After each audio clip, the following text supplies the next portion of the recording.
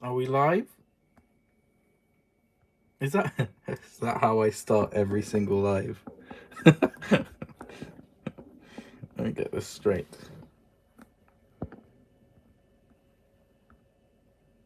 Gonna double check on Sora's end if we are live.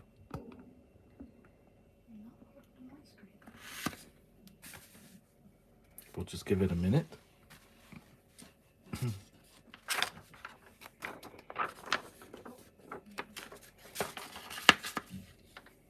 Are we live?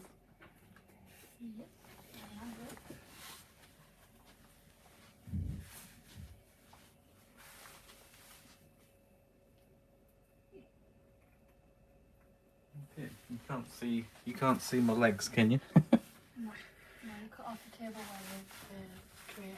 Hey, Tyranno Senpai! Hey, Jurassic Park plane. I can't read the rest because my tripod's holding the phone and I can't read. Oh, Sariko just scared me. Ah!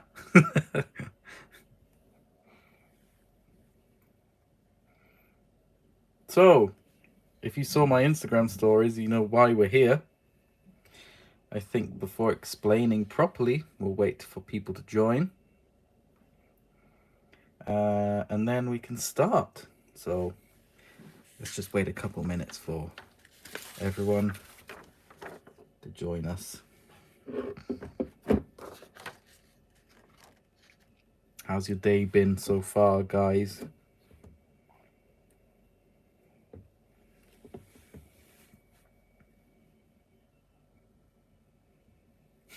So many Raptor posts. Yeah, sorry about that. Just thought people might be a bit interested in the Raptor squad designs. All good for me. Been playing a new game. Oh, what game is it? Oh, nice one, Dakota. Where can I buy the... Giga replacement head. We don't have a Giga replacement head for sale. I've not designed one at all. I just made one for the rubber saws, and I've been wanting to sell that one because it's a prototype and it's just sitting around collecting dust. Oh, let me grab it for a sec. So this is the one that I've been wanting to sell. I think someone's got dibs on it, so I think it might not be available anymore. But it is in the same scale as the Hammond Collection Giga, so you know, if I have another one lying around, you could probably replace the Giga head with this. It's got the accurate tongue as well. And binocular vision.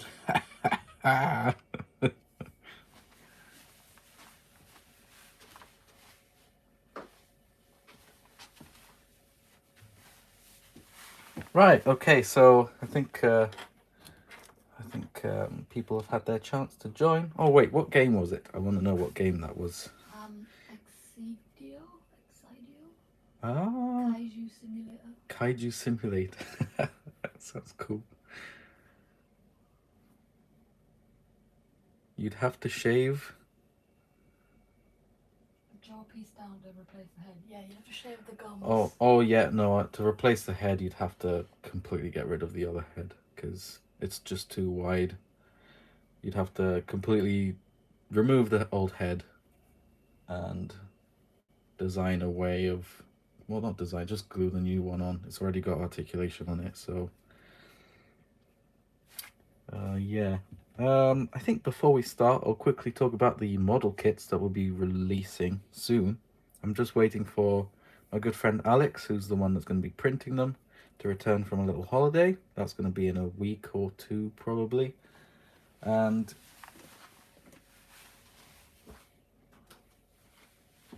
these are the kits. This is a finished kit. It's the Buck. It's 1/18th scale, roughly. So it's in scale with the Mattel Humans. And it comes in 7 different parts. These come unpainted and unassembled for those creative people that want to make model kits. So the parts are the head, the body, the tail, the legs, and the arms. This is a finished prototype. And we have also the dough. This is the dough prototype. So you can see I've assembled the parts. I just need to fill in the seams, which is normal for model kits. And yeah, that's the head sculpt. I'm really proud of this thing. Again, it's in scale with the humans, and I think these would look great in your homes if you're creative and if you're a dinosaur fan. So some people were hoping that I'd be releasing them for dirt cheap. Unfortunately, because it's me and Alex making them, we need to be able to actually make some money from it instead of losing money. So they're probably going to be about $150 each. I don't want them to be expensive, but it's just I just can't make stuff without charging money, unfortunately, because I need to pay bills and stuff. If I was a millionaire, I'd happily give everything for free for everyone, but I can't. But yeah, I think it's a good time to start. We've got 4 busts for 4 different raptors. So what we're going to do in this live stream is that we're going to turn all these blue busts into the rest of the raptor squad. There's minor tweaks and details we need to do. One of these busts is going to stay like this because it's blue, but the other busts are going to have the different unique elements that these raptors are going to have. So obviously blue's going to stay the same. Charlie is going to have a little crest added, and we're going to slightly change the jawline here. As you can see, the jaw goes up, the jawline goes up in the middle like blue does, but then it goes down and then up again. Blue's one just pretty much just goes straight. So we're going to be trying to add this bit as well. Now that's Charlie. Also, Charlie does have some scars on the nose too. They're just slightly over the nostril and a bit going down here on the muzzle.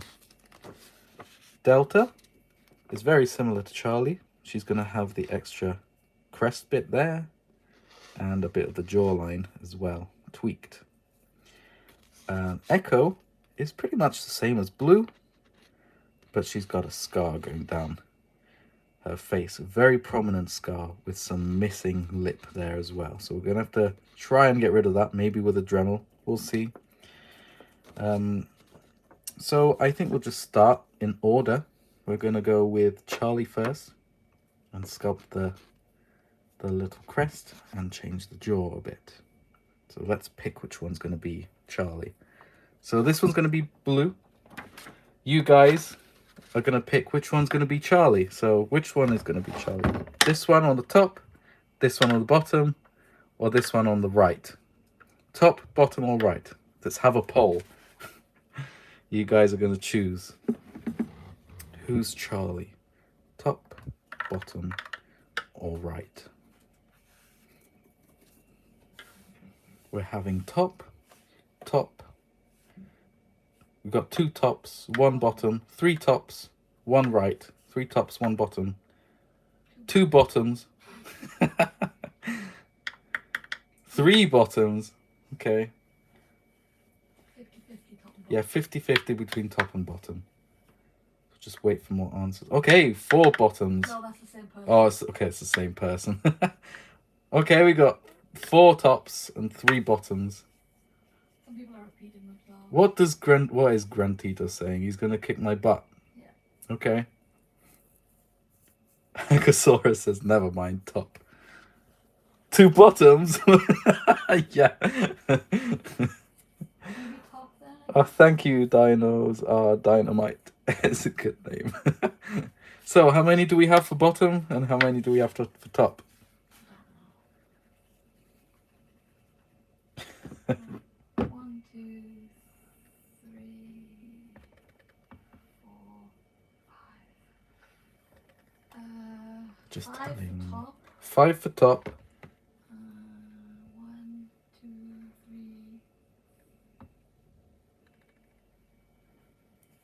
3. I did, didn't I? 3 for bottom. 3 for bottom Yeah. and 4 for top. Yeah. Okay, we're gonna have to go with the top then. It doesn't count if you keep repeating bottom. I can't pronounce your name. Is that Greek? No, it's not Greek. I don't know what your language is, sorry. No, I'm not sure what language it is. Is it like Thai? Okay, right. So we've got our Charlie. Ooh, we've got our piece of paper for reference. Let's stick that there. And what we need next is some Milliput, which I have here. A glass of water, not to drink, and a paintbrush or two. I'm going to be using this paintbrush and not using it for paint later on because Milliput, unless you clean it straight away from the brush, is quite hard to remove from your brush. So, this was a blue sculpt I did 2-3 years ago, maybe even 4. Time flies. We sent it off to my good friend Nathaniel, who worked on Dominion. Cat just sneezed. Bless you. So yeah, the person that molded and casted the who molded them, sorry, is Nathaniel, who worked on Dominion, Jurassic World Dominion.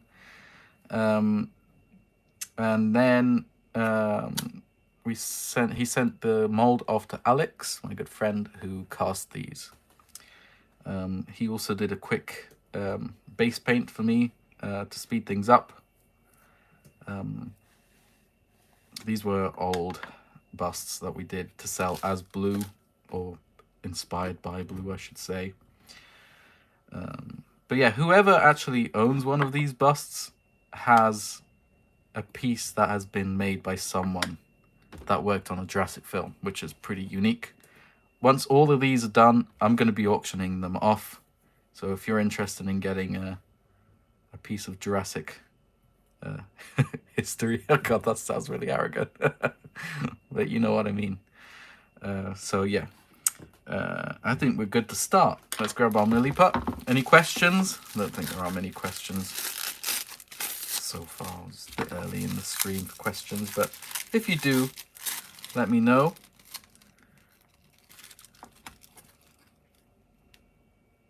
There we go. We grab our pieces, and now we spend some time. Ow, that was my finger cracking. Mixing these together. When using Milliput, I recommend using gloves, but I don't because I'm a badass. No, I'm kidding. I don't use gloves because I don't like gloves, 1, and 2, I do have a little bit of a latex intolerance, I think. Intolerance? Allergy? Mild allergy. But also, I've been mixing Milliput with my hands and working with Milliput with my hands for years, and it's not caused any issues. You wear gloves to avoid any allergic reactions. Because this is epoxy, it can be harmful for those who suffer from allergies, but I don't towards epoxy, so probably wearing latex gloves is more damaging to me than actually using my hands. This is going to take a little bit. Are there any questions? Tyler asks, what are you most excited about in regards to the new Walking with Dinosaurs? The new Walking with Dinosaurs? Okay, what am I more excited about the new Walking with Dinosaurs? Well, first of all, we need to talk about what we know about it. And as far as my knowledge goes, we know that it's going to be pretty much the same sort of style as the original, not like the film. So there's going to be a series of episodes, and it's going to be a series of episodes made in a similar style as the Big Al episode. So it's going to focus on one main character dinosaur based on a real specimen, and then that's pretty much all we know.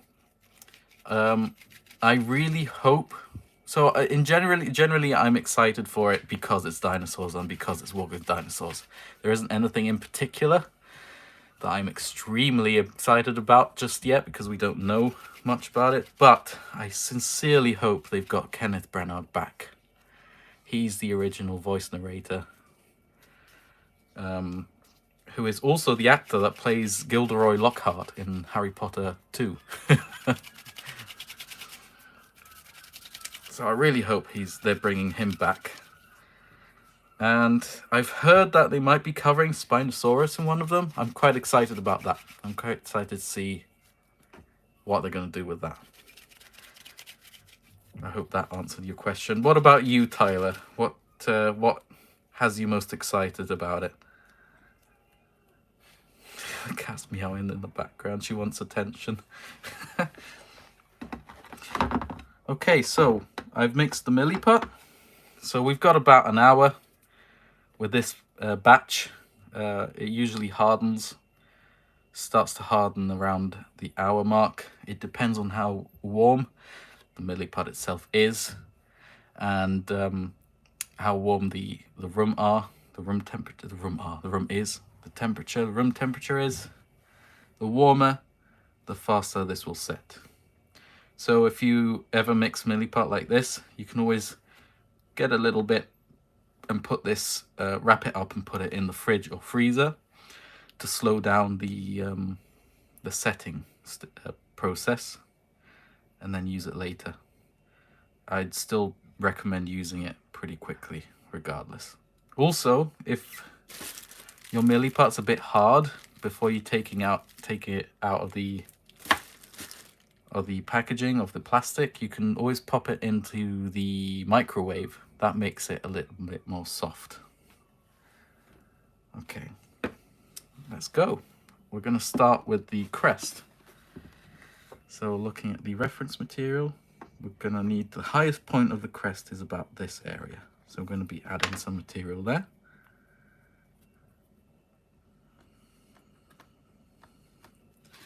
Like that. Have I ever sculpted live? No, don't think so. I've sculpted digitally live, but not physically. So I think that looks good. I think that's about right. It might be a bit too exaggerated for now, but once we start smoothing it out, then it should tone down a little bit. Okay, so we've got the top looks nice and smooth together, and the bottom part as well, like this. There we go. Once we have the shape done, once we're happy with it, what I do is I grab the paintbrush and the water and apply the water over the shape, and then just smooth it out a little bit. This will give it a nice uniform surface for us to sculpt the detail in, like this. We can keep going with the brush as well, just so there's no stepping, and it blends in with the rest of the model, like that. Also, if the surface is a bit wet like this, if the surface is smooth and wet like this, it'll be a bit easier to carve the details in with a toothpick, like that. This is what I usually use. Dirt cheap sculpting tool, and it works like a charm. So what we're going to do now is sculpt the scales back on.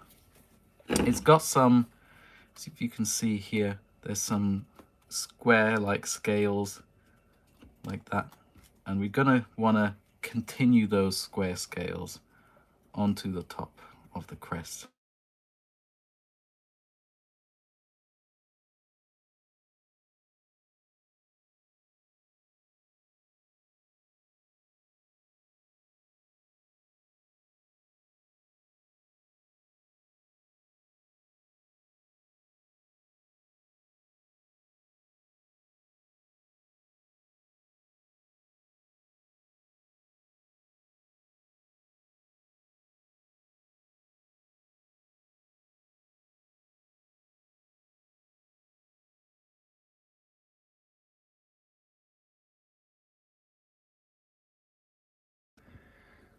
Would you be able to, have you got Lewis's number?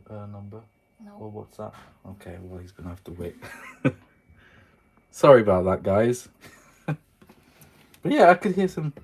Oh no, it wasn't bongos. It was my phone vibrating. It Yeah, I sounded don't know like why you could bongos. hear bongos. It sounded like bongos, what the heck? They turned the volume off the stream as well while you was calling, Oh, so no one could hear while you were... I should have put it into airplane mode. Well, I can't because I need the Wi-Fi. So sorry about that.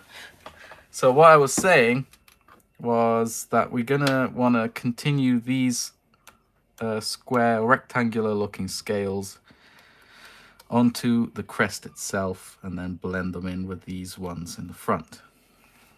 So we're gonna do them like this. I'm gonna add a crease there.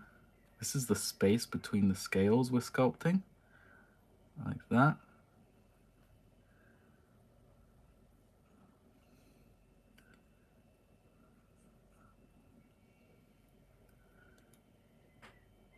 Oh, also, isn't the football on today? It's England versus, I don't know, Denmark. Don't know if you guys are interested in... Sorry, soccer, not football. It is football. European football. So we live very close to a bar or a pub, so I wouldn't be surprised if we start hearing some noise, but it should be fine. It's not going to be that loud. Okay, so once we scored these lines in, I'm going to be adding some underneath, like this.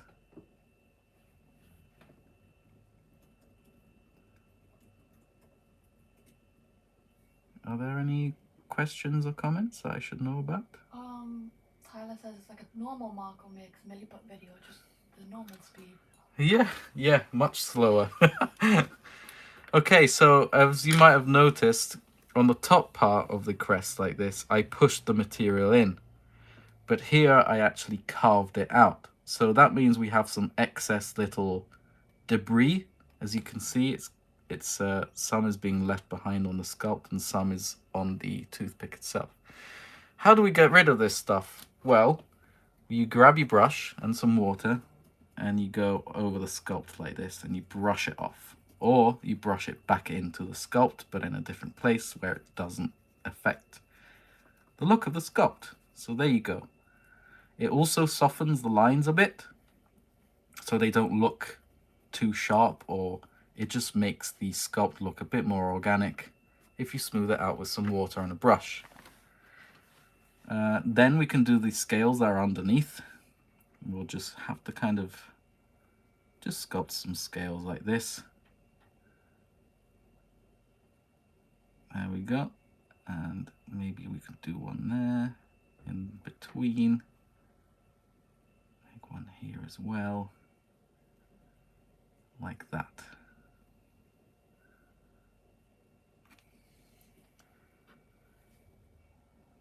And make every side of the scale visible. Sculpt every single bit of the scale like that. Then we grab our paintbrush again and we smooth it out. This is how I sculpted this whole bust, by the way. There we go.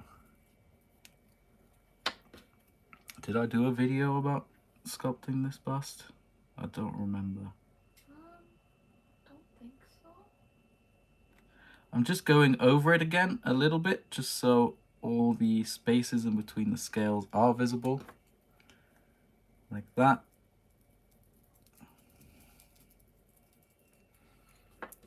I'm gonna go over it again here. Tyler asks, have we ever eaten venison?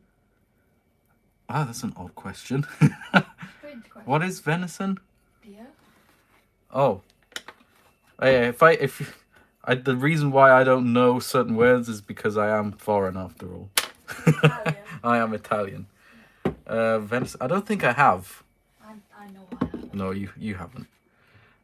Right, so that's the main part down on this side. Now we're going to do it on the top. So we're going to prolong or extend the scales here. So I'm just putting the toothpick in those lines we did earlier and just prolonging them a little bit, extending them a bit like this. And we pretty much do the same thing here. As you can see, these are the scales that I sculpted earlier on the rest of it, and they kind of end here. So we're going to continue this line there and there. I'm doing this at an angle, by the way, so it's not great. I'm going to stand up for this. There.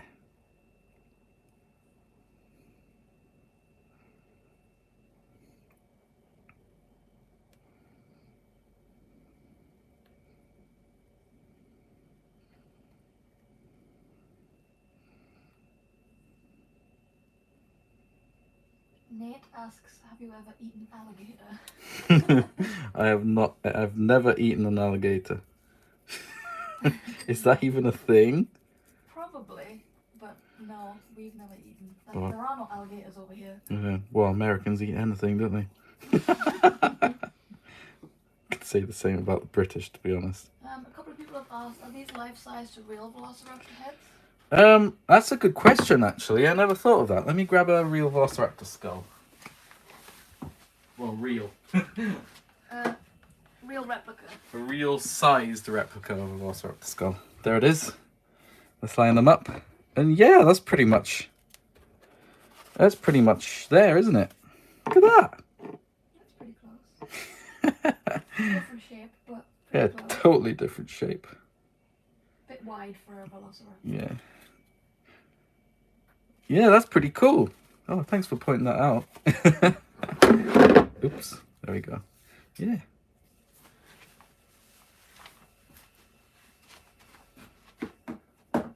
So do people actually eat alligators then? Is that a thing?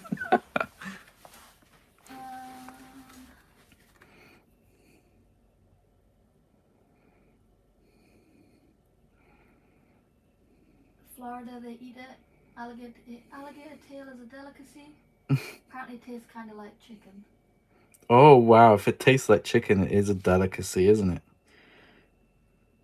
Honestly, you just say anything's a delicacy and make people believe it. They'll just eat it.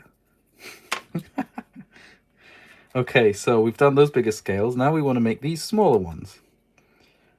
So I'm just going to kind of make them up as I go. That's just how it is for these smaller ones.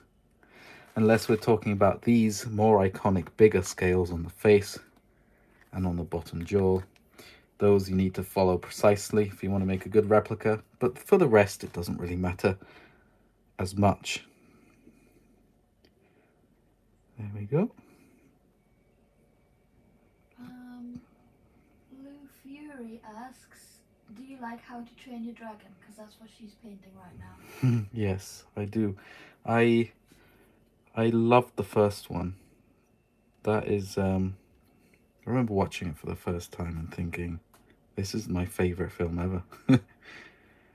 Then I watched the second one and it was a bit too sad, and I've not watched the third one because I know it's going to be even more sad. Unfortunately, I don't do well with sad. I when I watch something, I don't want to be too stressed.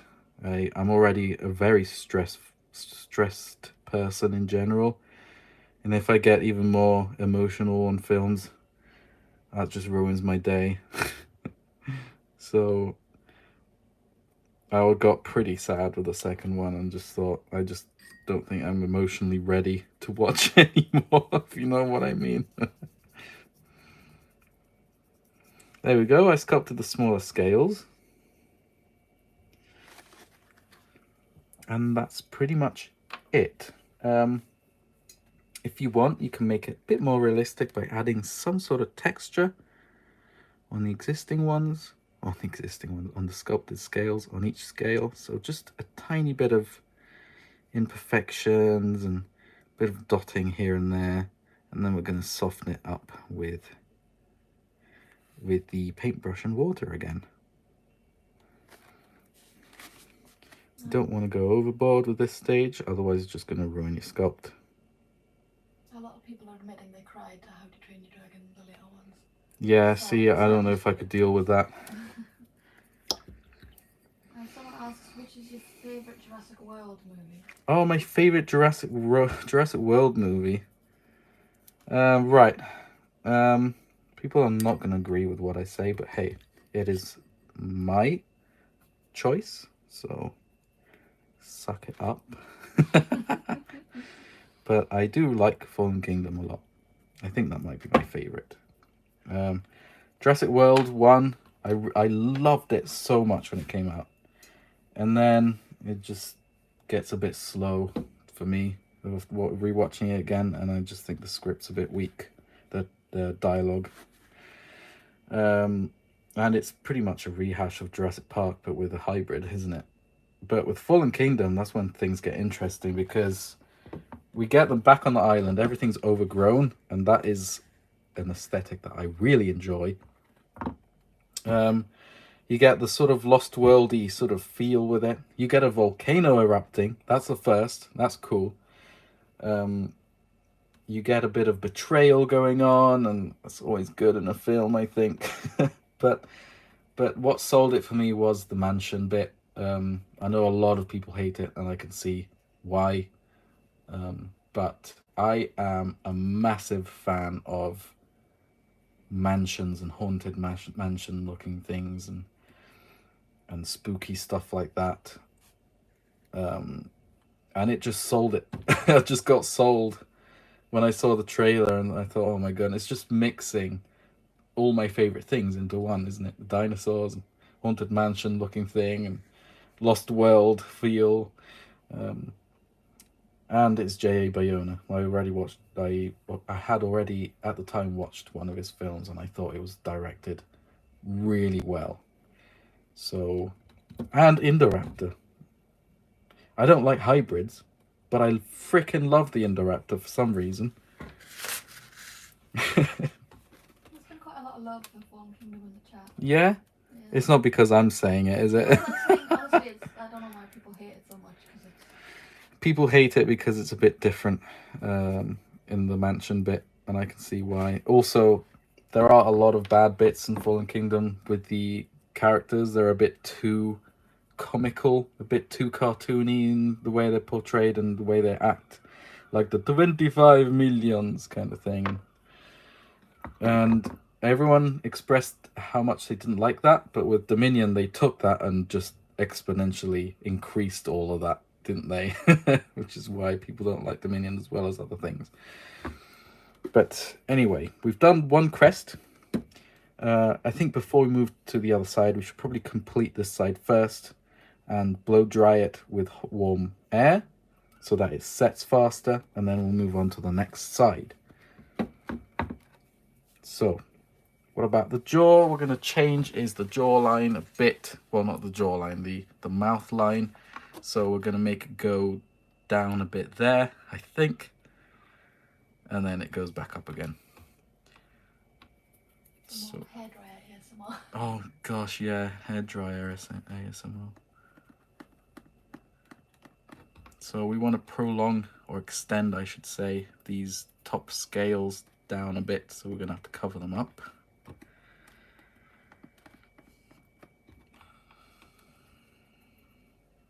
Like that. So whenever you want to work on an area, which is this area, you want to add more material around it so that you can blend it in better. Otherwise it just sticks out like a sore thumb. So we're going to extend it a bit to the sides and a bit down as well, like that. And push it in and smooth it out. Blend it in more than anything.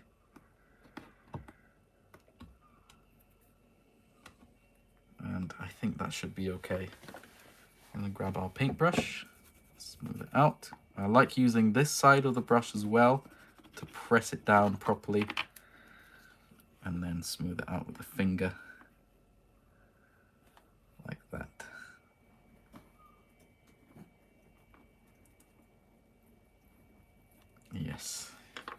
then I'm gonna grab our toothpick and draw in the mouth line. So we know that the previous one went about like that.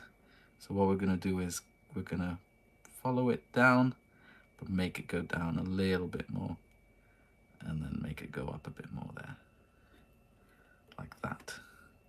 Might be a bit too much, so we're just gonna go over it on the top a bit. There we go.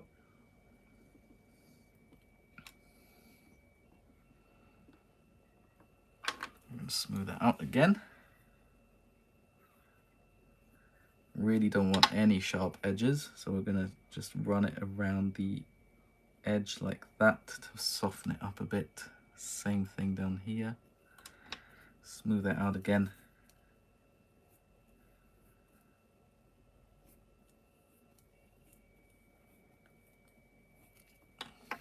And blend it in a bit better here with the rest of the scales. Same thing here. There we go.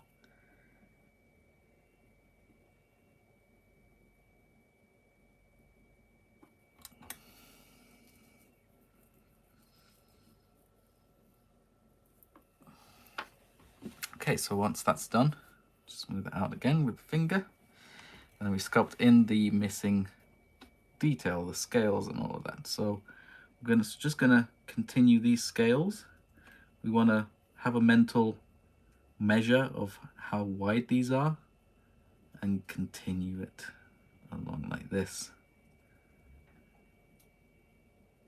Doesn't have to be perfect, but as long as they look like they're in a similar size range, you should be golden.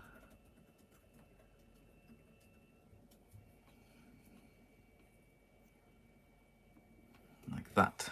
And we're going to do the same thing for the top scales too. Just going to extend them like this.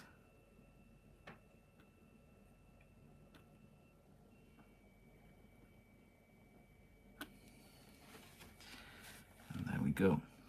I might see that scale is a bit too long, so I might add that there, just so we have some reference for the other scales, like that.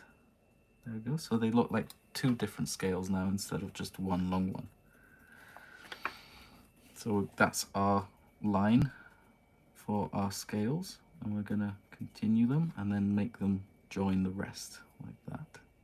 There. And there. And there we go.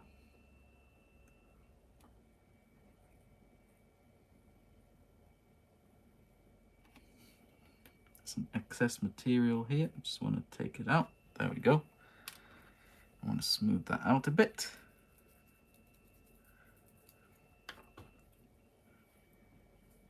And then sculpt the rest of the scales in, blending them with the top ones.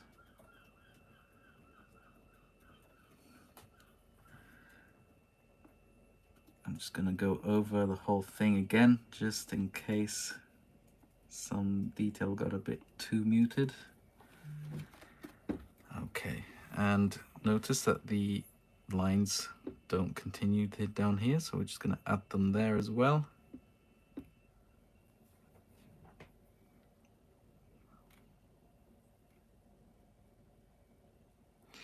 This is how I sculpted that massive puppet blue head that some of you might remember from the very early days of my channel. Yeah, the puppet, that took a while. That was during my university projects as well. So I was a bit of a mad lad, working on multiple things at a time.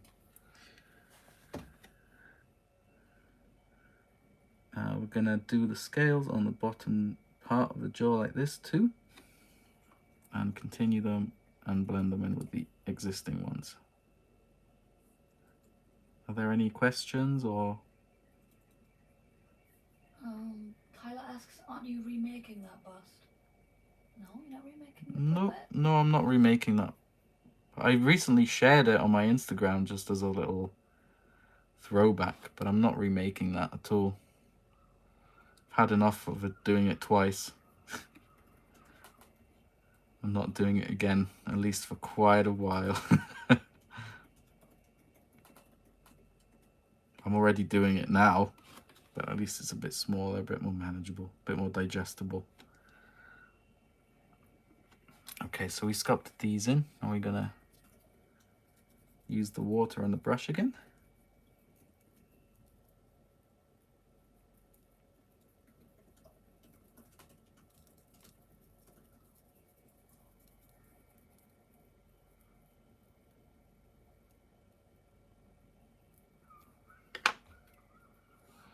Someone asked what happened to that puppet, and I went, it lives with us. I think, do my parents have it? Yeah, it's in a box at your parents' Oh, it's in a box at my parents' place, so it's technically not with us at the moment. But we still have it. Yeah, we still have it. It's a bit damaged from moving and stuff as well. It fell off a shelf at one point. Oh, did it? Yeah, it did. I remember it cut the wall, not the other way around. Where was that in Watford. Watford? Oh, well. We fixed it, obviously, because we're good tenants.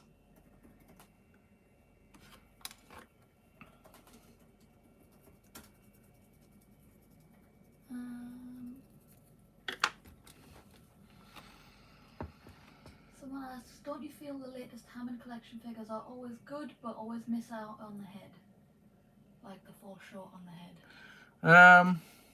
Yeah, see, there's a little bit of a pattern going on with those, and they are improving, and it's amazing. Some very big improvements, which is great. That is some great news for everyone. At the same time, I just can't shake the feeling from my head that it should have been right from the start, because these people are professionals. It's their job. They should have gotten it right from the start, right? Unfortunately, not. That's not the truth. It's not how it actually went down. But with the new improvements, we're getting close to what they should be.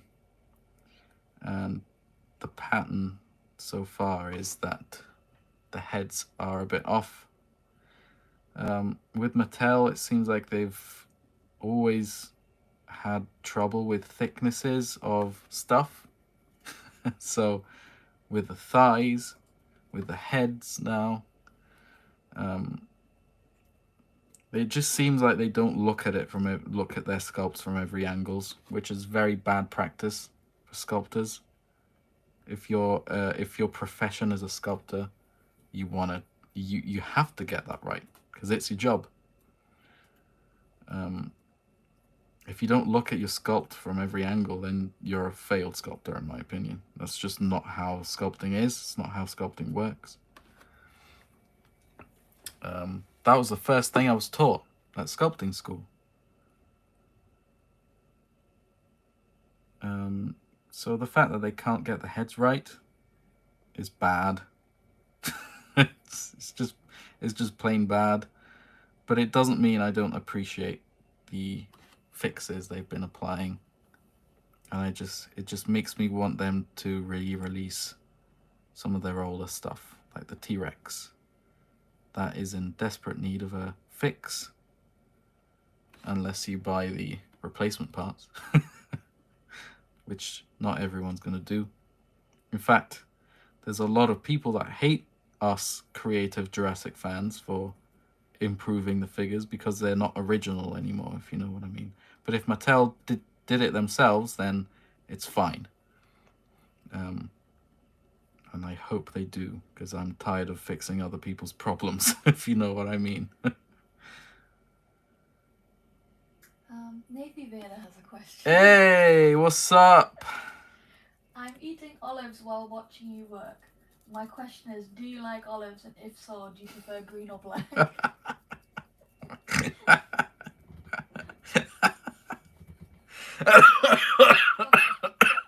Don't die. don't like olives. I like olive oil. Moving on. Oh, Kevin message I can't read. Oh, is it Italian? Yes. Try reading it out anyway. Oh God. Buonasera. Buonasera.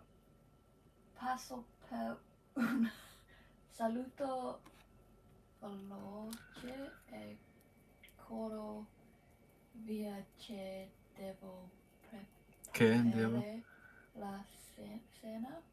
Yeah. Cena. I don't know. Cena. I butchered that. No, you didn't. You said everything right. Yeah. Ok, grazie per essere qui anche solo per qualche secondo. Ci sentiamo dopo. A dopo, ciao.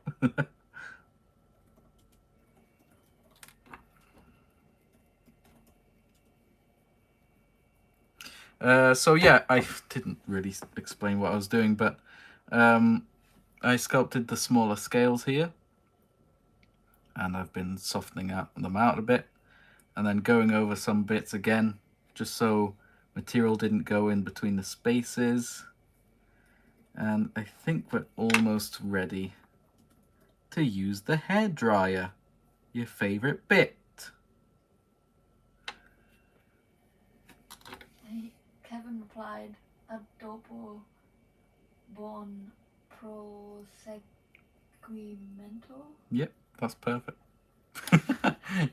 It's funny because Sora says, I can't speak Italian. She doesn't know what she's saying, but she can speak it. She can read it. She can read it very well for a foreigner. I can read it well for not having a single clue what I've just said. You're quite good at guessing. Yeah, and I've picked up what I hear, so I can vaguely remember how to pronounce things, but I don't know what I'm saying. Okay, so this is pretty much done. I could go in and texture a bit of these scales like this, which I'm doing. There's something that I have experienced through experience of using Milliput throughout the years, is that if you heat it up with something pretty warm and quite quickly, it starts to bubble up a bit, which was a very good thing in some sculpts. It helps me texture some parts. It adds a little bit more of that rugged look, which can work for certain sculpts. I remember once I was sculpting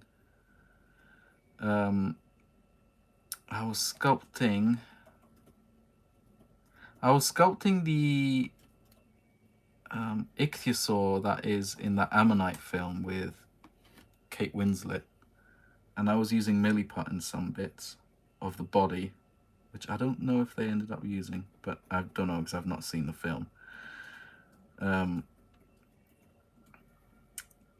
Yeah, I used some Milliput and I used a heat gun, and it made a really cool texture that made it look quite organic. You don't want to overdo it, obviously, but I found a happy sort of medium. There we go. I think we're ready. I might want to sort of soften that texture up a bit because I went a bit overboard with the cocktail stick or toothpick or whatever you want to call it. Someone commented once, "Oh my god, I've never heard anyone refer to it as cocktail stick." Sorry. People all call it cocktail sticks. I don't know what else you'd call it. Toothpicks. Oh, yeah, I suppose toothpick also works, but cocktail stick here. It's probably for the best if I use this end to texture it, because with the toothpick it's too pointy, and I just made some nasty looking holes in the sculpt, which you don't want to do. There we go.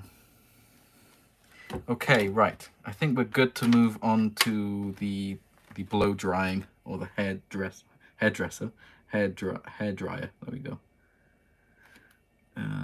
don't like that scale there. I'm just going to add a bit more Milliput on that bit so that it looks like one big scale. What was that? Sorry, Nathan Vader. Team cocktail stick. I'm now eating vegetable samosas. Do you like samosas?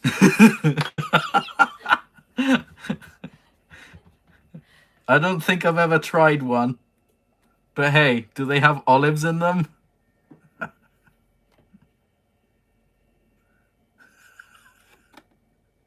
Have I ever had a samosa?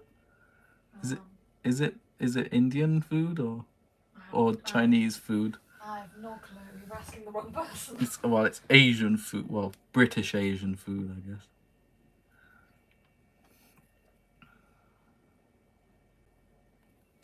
Someone asks, what are the odds of you collaborating with another JP artist to redesign Jurassic Park / World animals like a Rubbersaw Giga redesign? Example. If I was to do that, I probably wouldn't do it as a rubber saw because rubber saws are so time consuming and expensive to make that I wouldn't want this person to endure the horribleness of working on one, if you know what I mean. If I was to do that, I'd probably do it with someone that draws. Or I could do the drawing and this other person could be a good law knowledge, have good law knowledge or whatever, or a paleontologist or whatever. But I don't think I would want to do that anyway because the designs are part of the universe, and if you want to change that, then it just kind of discredits the designers a bit, and I don't think it's up to me to redesign the dinosaurs. Jumping from that, Dino Logan asks, what's your favourite rubber saw that you've made?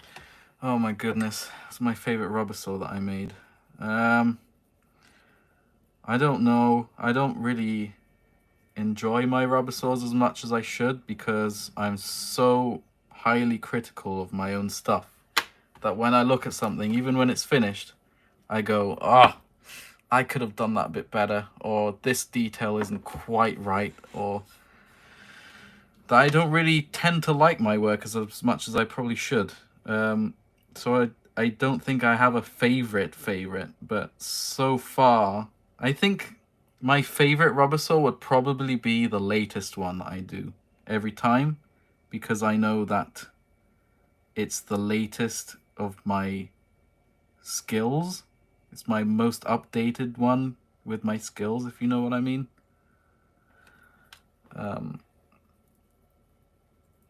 So probably the Ceratosaurus for now, because it's a prototype and pretty proud of that sculpt. But I know once I make a better one, I'll change my opinion. So I don't really have a favorite, really. But if I have to pick one, I'd probably choose the Ceratosaur. Okay, right, I'm going to use the hairdryer. I'm going to plug it in. And then I'm going to be noisy for a bit. And I'll, as usual, wave at you guys to know when I'm done using it. So you can turn your volume up. Yeah. Brent donated $7. $7. Oh my goodness, Brent, you, you crazy boy. Thank you for donating. You don't have to, I always say that, but you don't listen. Thanks so much, you're too kind. Very, very kind. And with that, I think we'll move on to hair blow drying.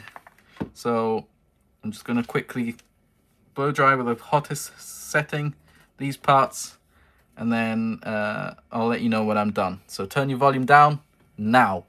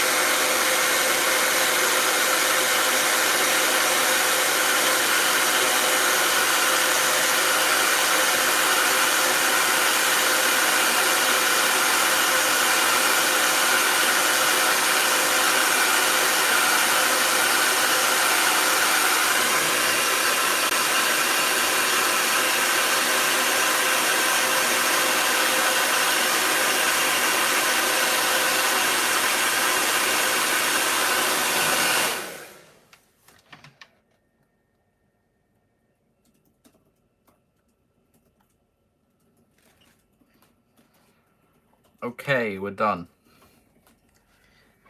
So we're just gonna let this sit for a little bit.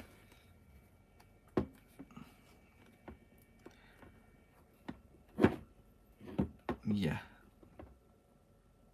It goes a bit softer and then it hardens up a bit quicker. So we'll just let it sit. I think we might need to have to mix a new batch. It's still soft, but I don't know, probably in 15 minutes it might start setting. I might be able to actually do the crest really quickly on the side with this. So I'm just going to do that now.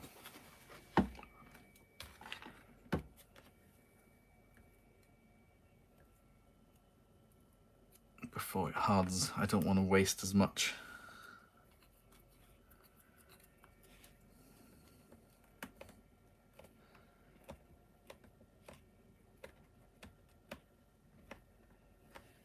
Did you guys see that Shrek 5 has been announced?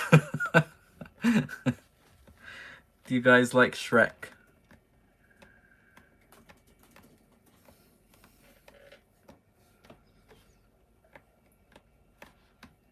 Oh,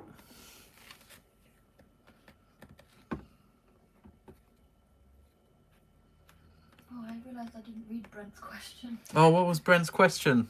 When you have multiple ideas for things you want to sculpt, do you have a list of what you want to make?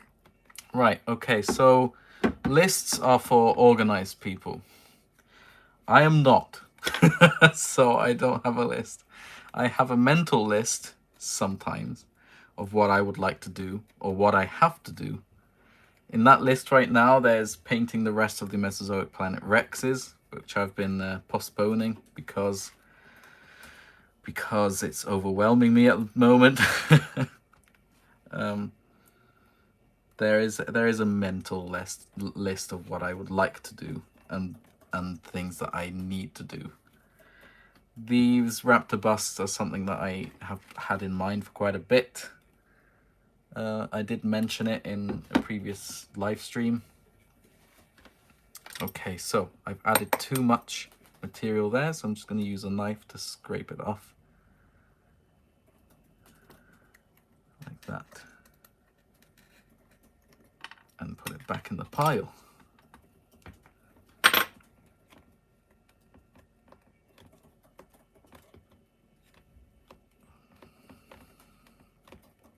Is there a count as to how many people are here? I'm not expecting many people to want to watch this, by the way.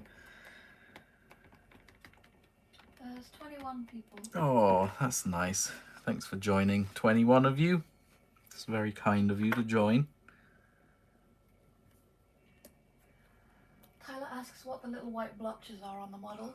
Right, so these are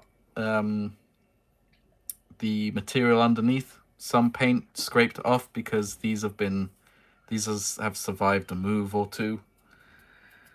So they just got a bit of weathering, unfortunately. Some paint came off and stuff, but it's okay because we're going to be repainting these anyway.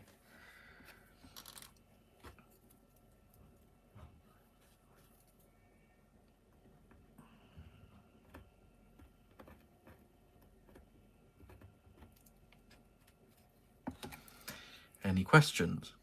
No, we've got a million people reading out the numbers now, thanks. The numbers? He asked what the number of the people in the chat was, so there's like a million versions of 21. 21, 22, 20, 21, 19. There's a lot of that now. 21?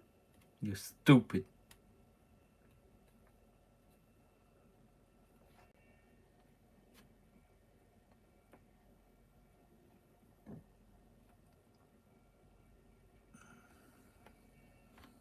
Yeah, I can start this starting to get a bit tougher.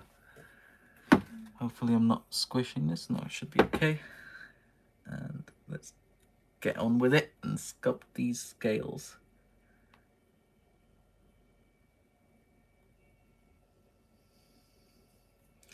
There's two very technical terms in the film industry. when the material that you're mixing starts to get hard and it starts to get harder to work with because it's getting harder, like gel coat or or laminating resin and like fiberglass resin. There's two terms. One, it's getting cheesy. Start to feel more like cheese because it's getting a bit harder. And the other one, well, that was my favorite one. And then the other one is turning green, or is getting green.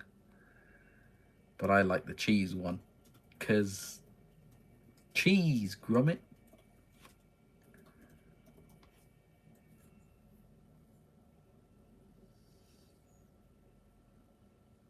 That's something I'm quite excited about, is the new Wallace and Gromit coming out this year around Christmas.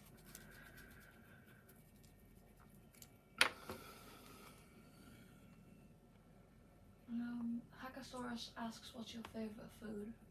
My favorite food? I have a lot of favorite food, which is bad. No, it's not. One of them certainly isn't olives. I think you can all guess which one my favorite is. Pizza. Pizza. Yeah, that's it. Not including sweet foods, because otherwise I'll just go on a tirade of cake, but I'd say pizza. Well, they asked me, not you. They said both. Oh, okay. I was like, what's hackasaurus? Favorite food is pizza.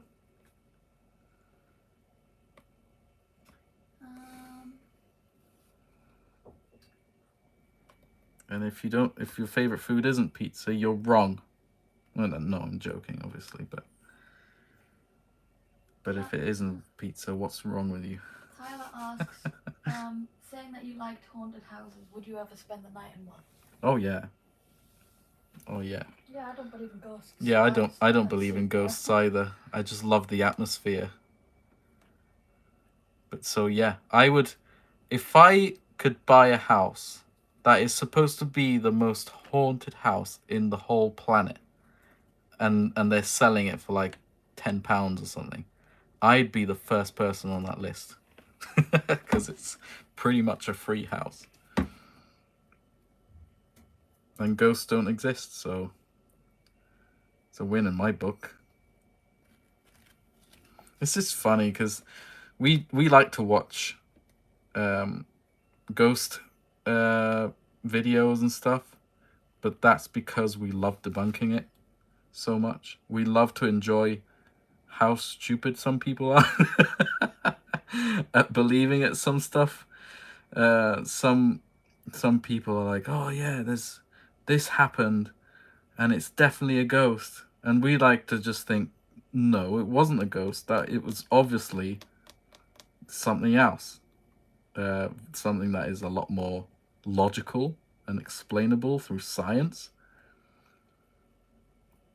And especially with videos of people saying, seeing ghosts and chairs that move and stuff like that, and then they go, oh, I swear I was the only person there. Like, how am I supposed to trust you? I would rather, my instinct, my scientific instinct says, no, it's more likely that you're lying than for it to be a frickin' ghost.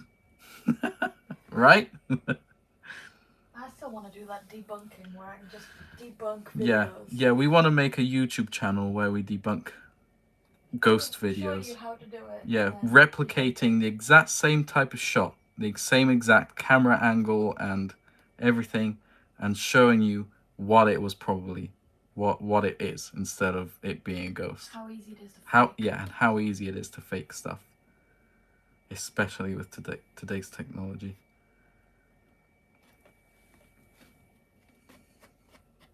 And you think, why is every single ghost and UFO video always so blurry? And that's because if it wasn't blurry, it's obvious that it's something explainable. Because if it wasn't blurry, you'd recognize what it is. You go, oh, that's a plane. Or, oh, that's just a lens flare or something like that. Or just deer in the woods. Or it's just a deer or a person being silly. But if it's blurry, that's when people go, oh, it's a ghost. See, you can't explain it. Yeah, I can't explain it because I can't be exactly sure what it is because it's so blurry. Because it's only about 6 pixels. Yes, just got 6 pixels of it, so I can't tell you exactly what it is. And people prey on that knowledge or lack of knowledge to say that's a ghost. Am I getting some hate in the comments in the No, chat? they're saying you should make Marco Busters. That sounds wrong, but Yeah, that's no. something Nathan Vader might appreciate. Is he still here? I don't know.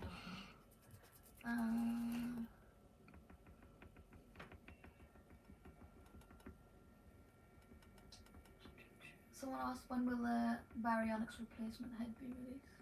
I wasn't going to release them, the baryonyx replacement heads.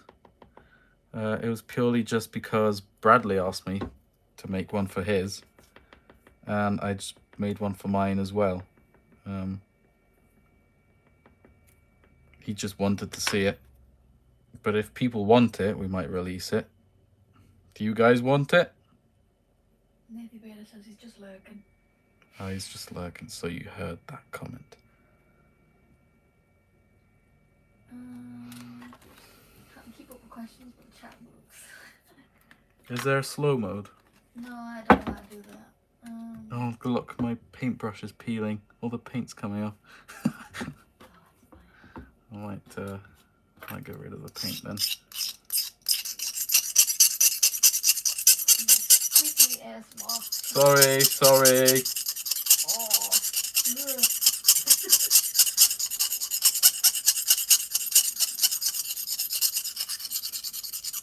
I feel that in my teeth, I hate that.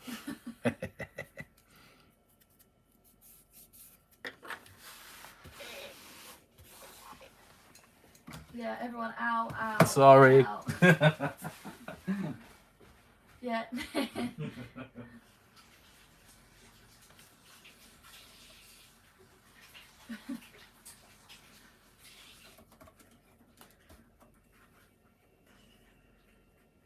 Everyone's like, that's worse than that. Apart from Dodson likes it. He says do more. Nathan Vader's probably not lurking anymore because of it. He says his ears are bleeding. Ah, see, this is getting a bit hard. Yeah, Look. He says you didn't warn them. Sorry. Right, so you know it's too late to use this Milliput because it might still look soft, but if you get 2 pieces and you press them together and you pull them, they come apart. See that? So can't use this anymore. We can make some eggs though. It might be a bit too hard to do that too. Someone said I'd rather watch 65 than have that happen again. Okay, well, you guys ready? I'll do it again. No, I'm No, kidding. I won't. no. I won't do it. I sat next to you and I still don't want it. Oh, it's worse for you than them, isn't it? Oh, I don't know. It's so horrible. Please don't. Okay, we're just gonna mix some more Milliput then. Very small amount. Someone's asked, you mentioned at one point you were offered to work on the Jurassic World Dominion, but you didn't. Are you going to work on the next one? No. You get to choose that. I don't get to choose that, unfortunately. I get to choose whether or not I want to work and film again, and I do not want to. It is not fun. It might be fun at the beginning because of the novelty and because of 1, bragging rights, and 2, you get to, if you're lucky, see go on stage and work on some props. But it's not that nice. It just feels like working in a factory. You just handed stuff and you do a bit and then you pass it on. Or it's even worse if it's laminating resin because that's just not fun. No. It's stressful, and if it's big things you have to wear all sorts of protection clothing. I had to, when I was making those desks in Men in Black, we were fiberglassing them. Someone made a mold, so we had to, these desks were like 3-4 meters long, something like that, and we were in one closed area in one room with ventilation, and we had to wear Hivex suits, so those suits that completely cover you from head to toe. We had to wear masks, not just normal masks. We had to wear ventilated masks that connected to an air line, to an air source, an air pump that connected to a pump house, to a thing outside. It just felt like I was in a spacesuit, and you can't move around, and your mask fogs up, and it's very physical work as well. I struggle with physical work. I have some joint issues, and it was just started to hurt a lot. I just sound like a massive, I won't say the word, but it's just not fun, because then your break comes, but you can't have a break, because if by the time you take everything off, you have to start back up again and put everything back on. So I didn't really have a break. So we had the molds. We had to cover them all up with beeswax so that the gel coat wouldn't stick to it. Once the wax was set and ready, we had to do 3 or 4 layers of wax. Once that was dry, we'd move on to the gel coating. There's probably 4 or 5 of us. We did the gel coating, and once that started, there's a sweet spot with gel coat where if it's too wet, you can't work with it. You can't add the layers of fiberglass over it. And once it's too far gone, too cheesy, too green, then the fiberglass won't stick to it properly. So once it reaches that sweet spot, mind you, we've got maybe 2 minutes or so. We have to quickly add the layers, or we have to put 1 layer of laminating resin over the whole thing, and then add all the bits of fiberglass on. So they're about rectangles about that size, 4 to 5 meter, 4 to 5 meter, 3, 4, 5 meters long desk. I don't remember. It took a while, and we had to do 3 layers of fiberglass of laminating. So we'd put 1 piece on, grab a brush, put resin on it, and just dab it in, and not have any air bubbles in it at all, and do that and repeat that on and on and on. And that was 1 half. Then you had to do the same exact thing for the other half of the table, and we had to do it as quickly as possible, and you're not allowed to mess up at all. It was a lot of work. It was not fun. But we got there, and they're only in the film for like 30 seconds. So yeah, it's just a lot of work like that, and it's not fun. And you become a recluse in a room. We're allowed to listen to music though, which is good. You'd have to, you go mad otherwise. It was during when I was doing that fiberglass thing that apparently Steven Spielberg showed up in the studio. You couldn't have said hello anyway. But I couldn't, by the time I went outside, he was gone. So okay, so I'm doing the same thing here with the mouth, with the jawline, the mouth line, I should say. There we go. That should be all right. Use the brush again. That was that, and still with the desks, it was the whole desk thing was not fun, because after that, then thankfully I did manage to do something else that wasn't to do with the desks, and that was opening the molds for the weapons that the Men in Black use and clean them. That was one of the most exciting bits of it, which isn't exciting at all. It's just cool because you get to see the weapons, but once you've seen it, it's a novelty for maybe 5 minutes, but then you have to do that for 2 weeks or something. So it gets exhausting. But then I got to go on stage because they ran out of room in the studio itself, working still on those wretched desks, but I was polishing the aluminium strips that were on them. And I don't know if you guys know, but aluminium is quite toxic, so we had to wear protective gear for that as well, and that wasn't fun.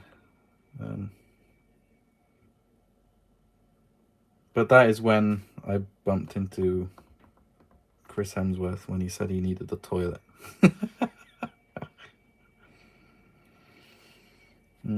That's not... I might need to redo that. Doesn't go down as much as I need it to. Hackasaurus says, if he ever becomes a director, would you be willing to work on his films? Yeah, I guess. As long as I get to be a designer of some sort instead of having to make everything.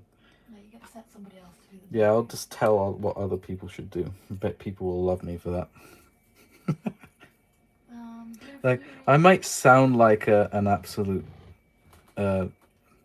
tyrant when I talk about Mattel stuff, but I'd like to think I'm quite enjoyable to work with. Am I? Yeah, I mean, you've literally directed me through making stuff. I don't think it's a problem. She's saying that because I'm pointing my gun at her. No, I'm kidding. Shut up.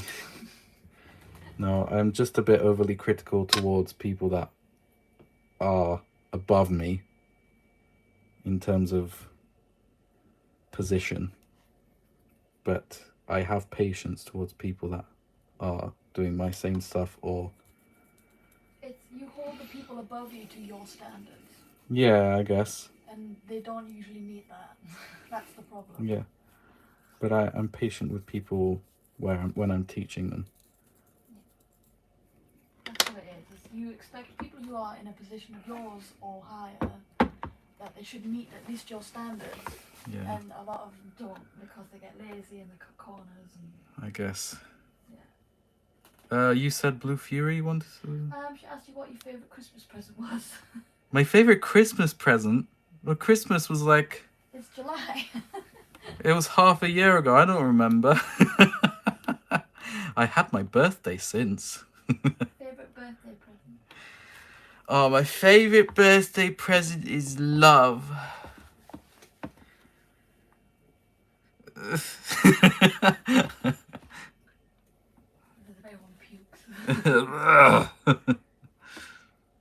I don't remember. I do like the present you sent me. That was one of the best ones.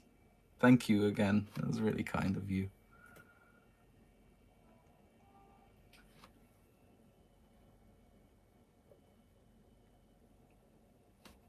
My favorite present is friendship. Yeah, Hackasaurus says you would be the designer, you'd be the boss of your department. But if it ever happens, there you go.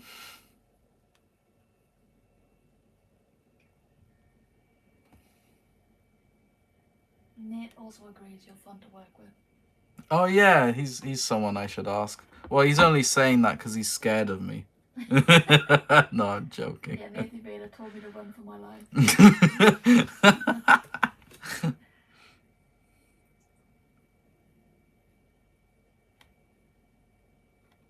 Yeah, I guess I can be a bit insufferable with the higher-ups. Which is also why I don't like working in film as much, is because I get annoyed at people not making their minds up. The amount of design changes in certain films was absurd, because you put so much effort into making something, like those desks or something like that.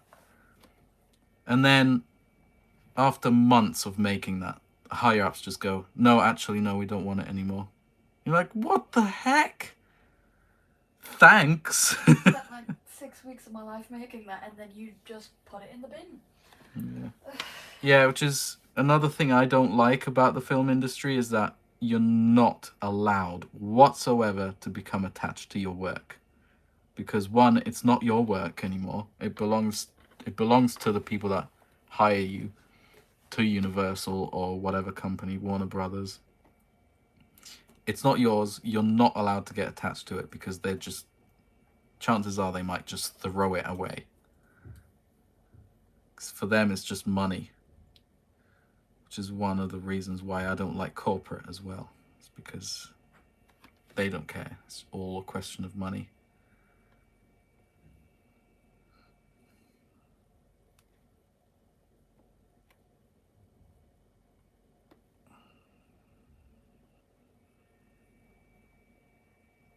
I would love to make my own Jurassic film. Nate and I have discussed some ideas about a Jurassic film, and that lot seem to enjoy my ideas. So if I ever had budget and the mental clarity to direct something and like that, I would love to.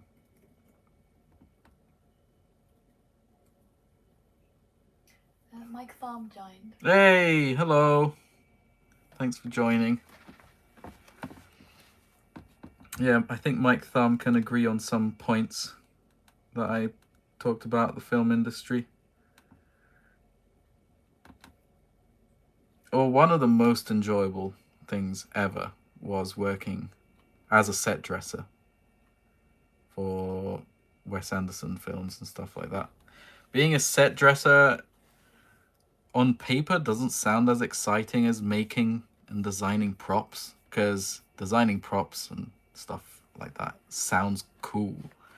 But being a set dresser doesn't sound as cool because you're just there to put things on the sets and dismantle sets, and maybe you do even have some creative parts of it where you build some stuff for the sets. But it's fun because you actually do get to go on set and see everything come together. So when working in props and stuff, you don't get any of that unless you, in your breaks, take your time to go and walk to the sound stages and have a look at the sets. But you don't really have much time to see that. But being a set dresser, you see everything come together, and it's amazing.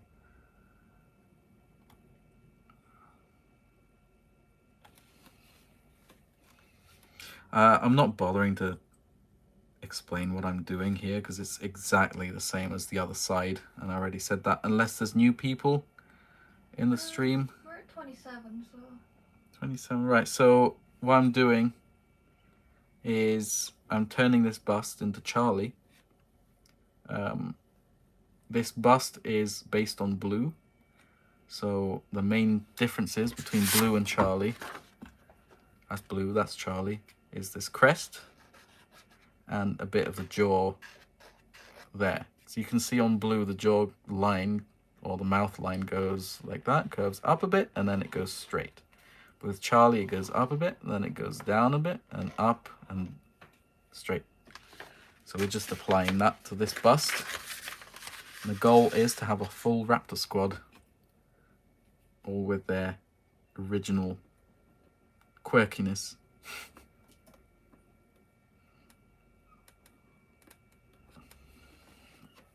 Unique sculpts, I should say. And what we're doing is we're adding some Milliput in the parts that will need to change. So we've added the crests, and now we're adding some more material here by the cheek to make the jaw or mouth line more accurate. I mixed some Milliput, put it on, smoothed it out with some water and some paintbrush, and I sculpted in the details and then softened them up a bit with some water and the paintbrush. And we just keep doing that until we're happy, really. We talked about olives.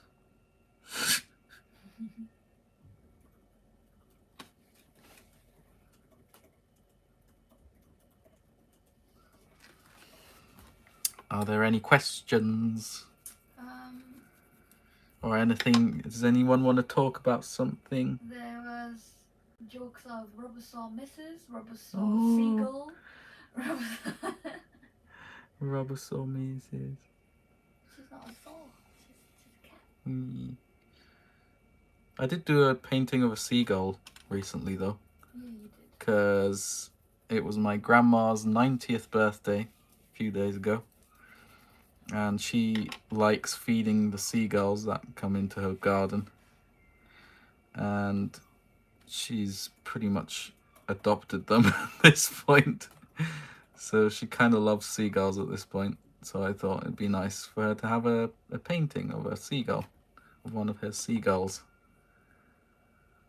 We scanned it.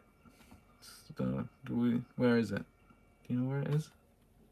No, I have no clue where they went.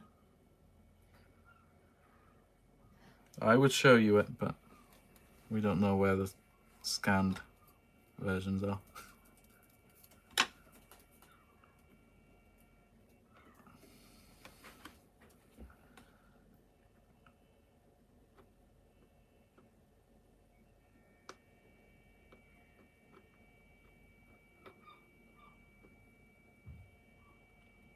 There's something I missed doing is painting.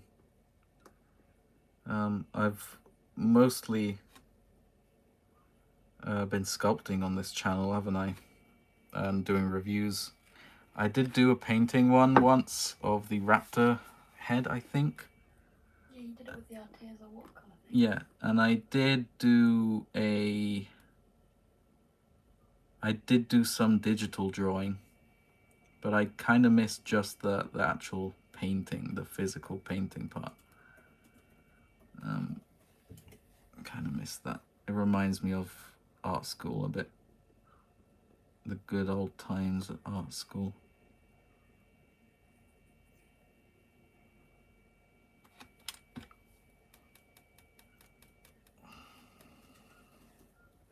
I don't want to, if I'm painting something, I don't know if I'd want to paint dinosaurs again though. Because I just kind of miss the focusing on the aesthetics of it rather than accuracy of a certain character or a certain dinosaur. You know what I mean? Does anyone here paint?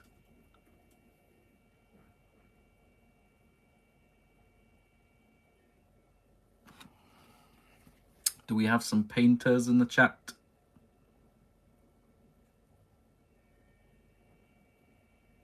Yeah, 3 so far, 4.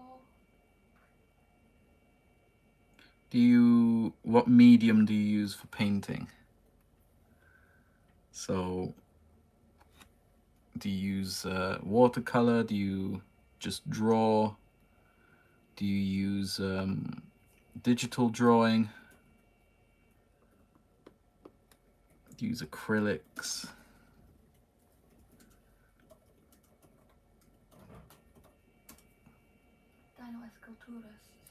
Oh, hey.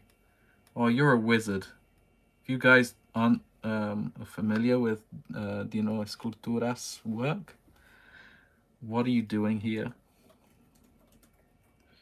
You should know his stuff. His stuff is amazing. Follow him on Instagram because he is crazy good. Does scientifically accurate dinosaurs mostly, so that's nice. So there's acrylics, pastels. Pastels.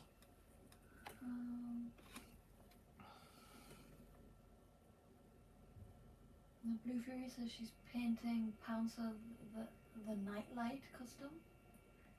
Mm-hmm. I think that's the Blue Fury. The Night Fury, Light Fury hybrid babies. Mm-hmm. I think I've not watched it. I don't know. Someone's painted a T-Rex, one of the Mattel ones. Yep.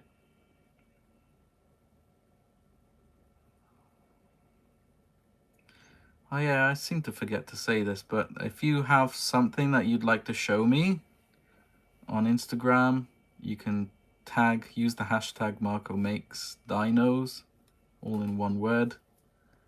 And I sometimes check that hashtag and I can see your work.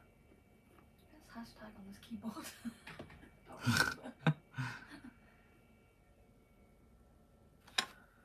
I love seeing people's work.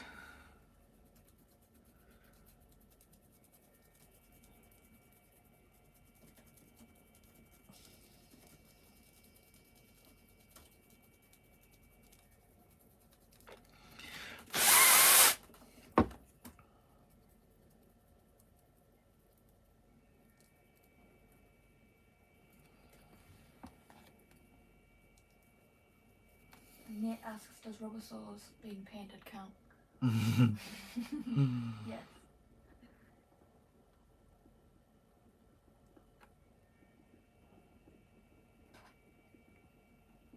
So, you guys saw the model kits that we're going to be releasing. Which ones would you like to see? Which other ones that aren't obviously the T-Rexes, because those are made? Which other dinosaurs would you like to see from the Jurassic? From Jurassic. There's a bunch I'd like to do, a bunch I'd like to release. But which ones would you be more excited to see? And in what order as well?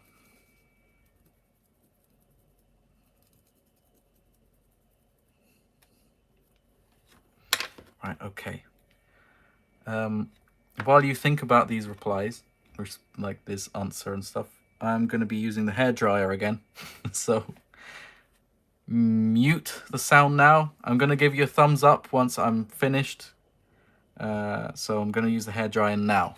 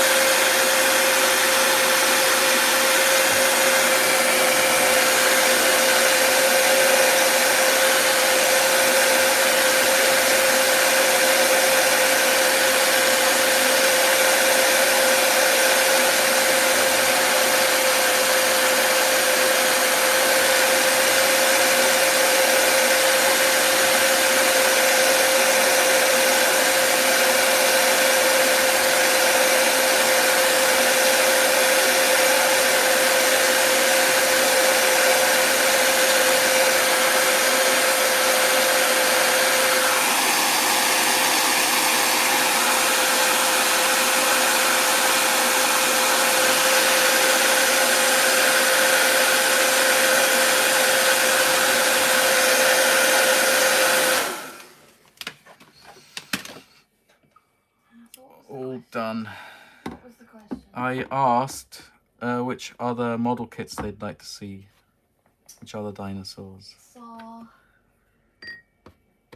2 Spinos, JP12 Raptors, and Nate says a Brachiosaur. JP3 males, a Triceratops Spino. Mike's thumb says, do you think he saw us? Seagull. Who said that? Dodgson. A Giga Stegosaurus. Oh, Stegosaurus. Lost World Stego, Ceratosaurus. Okay, right. So the Ceratosaur might be a good shout, because that's pretty much finished. The sculpt is done. I just need to pose it. But I think the Spino is probably the best. The Stegosaurus is something that I've only released once, and that was as the 30th anniversary. Twice. Spinosaurus, you did a Robosaur. No, Stegosaurus. Oh, Stego, I thought you said Spino, sorry. Um, My bad. Unless I said it wrong. Stegosaurus only once as the 30th anniversary one. Stegosaurus, I don't think it gets enough love.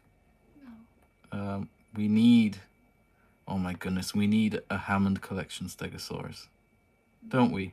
Yeah. That one's gonna look insane. I hope they don't use the same jaw articulation as they did with the Pachycephalosaur and the Ankylosaur, because that's just awful. That's just bad. Nate says he has a few poses in mind for a stego. Yeah?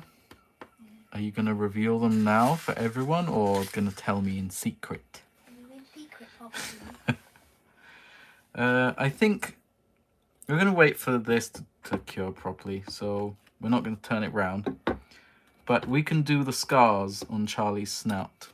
You probably can't see it very well in this picture, but she's got a scar going over her nostril. There. And she's got two of them, I think, going down there. So we're just going to do that quickly. I could use a Dremel, but I think I'm going to go with this and try and be very careful about it too. So before we do that, we're going to be drawing the scars on. I'm going to get some more reference because this isn't enough. We need to look at it from other angles to see where the scars properly go. So that's how you do things properly. I'm going to quickly wash my hands.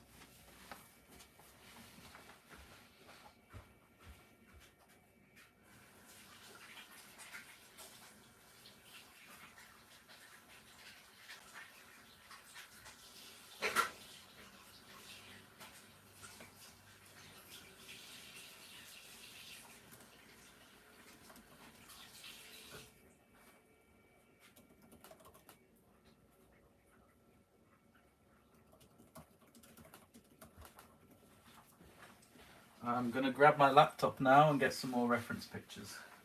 Nathan Beta says, why isn't there hand washing camera? Why is there a perspective of you washing your hands? Because I'm not as weird as you.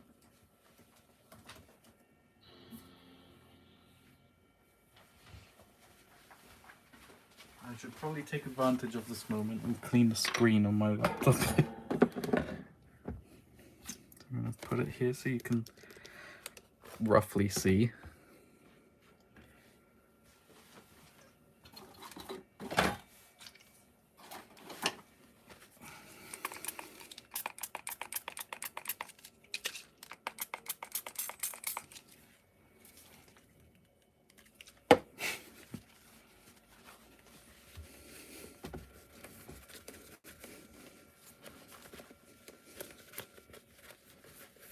Mike Farm asks, would you be opposed to making paleo sculpts of creatures paint jobs based on JPOG? Creatures as in dinosaurs? It just says paleo sculpt / creature. With just paint jobs based on JPOG. I guess. Well, I've been sculpting a JPOG Carcharodontosaurus, and I'm going to be releasing that as a figure at some point. And that's going to have a JPOG paint style. So I guess so. Right, so we want... We can see your reflection. Can you see my face? Half of it. Can you see it now? I don't know, give me 12 seconds for the thing to catch up. I can see you waving. Yeah, your face. That's okay. Someone keeps asking about doing like smilodons and mammoths for rubber saws, but that's kind of not the point. No, it would only be reptiles. Dinosaurs. Reference pictures, that's where I'm going. Jurassic Park. Raptor Squad. And now we look for Charlie. So these are pretty good actually. These are, is it Colin MR that does them? I'm not too sure. But these have some of the most accurate color palette, colors on, for reference for the Raptor Squad. So this is Delta. The shape of the pupil isn't accurate, nor is the shape of the head as much, but the paintwork on this is, the colors are perfect. So this is what I like to use as reference for the colors. I mean, just look at Echo. That's perfect. Can you guys see?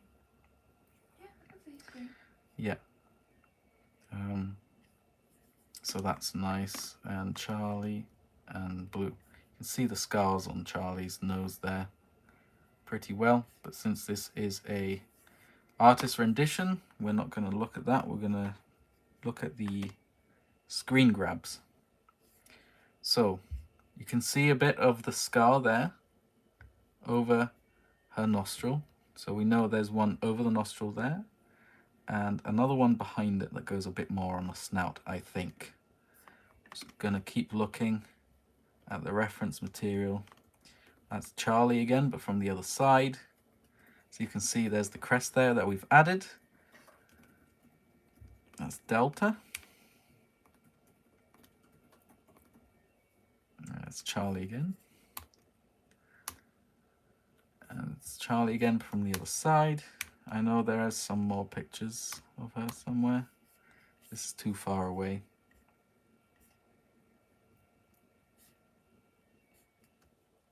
But again, here you can actually see how different the mouth line is.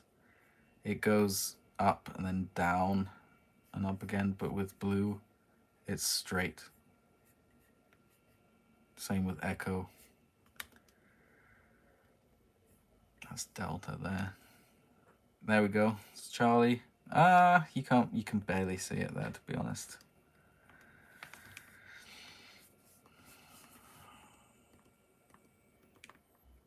Look at this CG, look at this model, look at all this detail. That looks stunning. Nate's gonna go. Alright, bye Nate, thanks so much for joining. I hope you're going so you can carry on with the... Got to work. No, you're doing the rubber saws. That'll work. There's Charlie again there. Oh, I don't think we've got any more pictures. It's Delta. That's Echo. That's Delta again. Oh yeah, Charlie's dead by this point. Sad. Okay, so we're gonna have to look at this and this. So we grab our bust. The scar goes along that part, I think.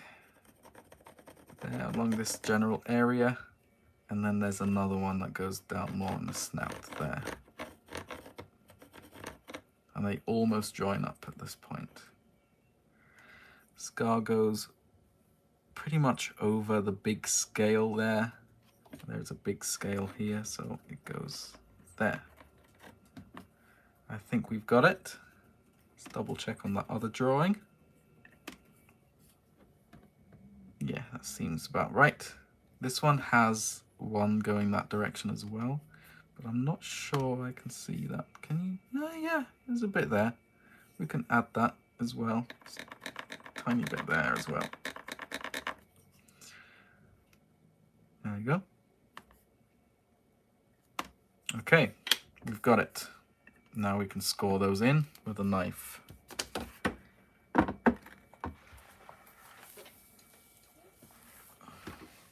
Thank you. There is a question. Yeah, what's the question? Nathan Toys asks, I'm thinking of modifying Jurassic Park figures to be more scientifically accurate. Do you have any tips? Well, to be scientifically accurate,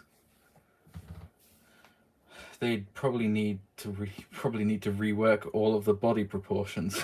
So you probably would have to skip that step, because you can't really change that with toys unless they're small, like the Raptors. You might be able to fix that a little bit.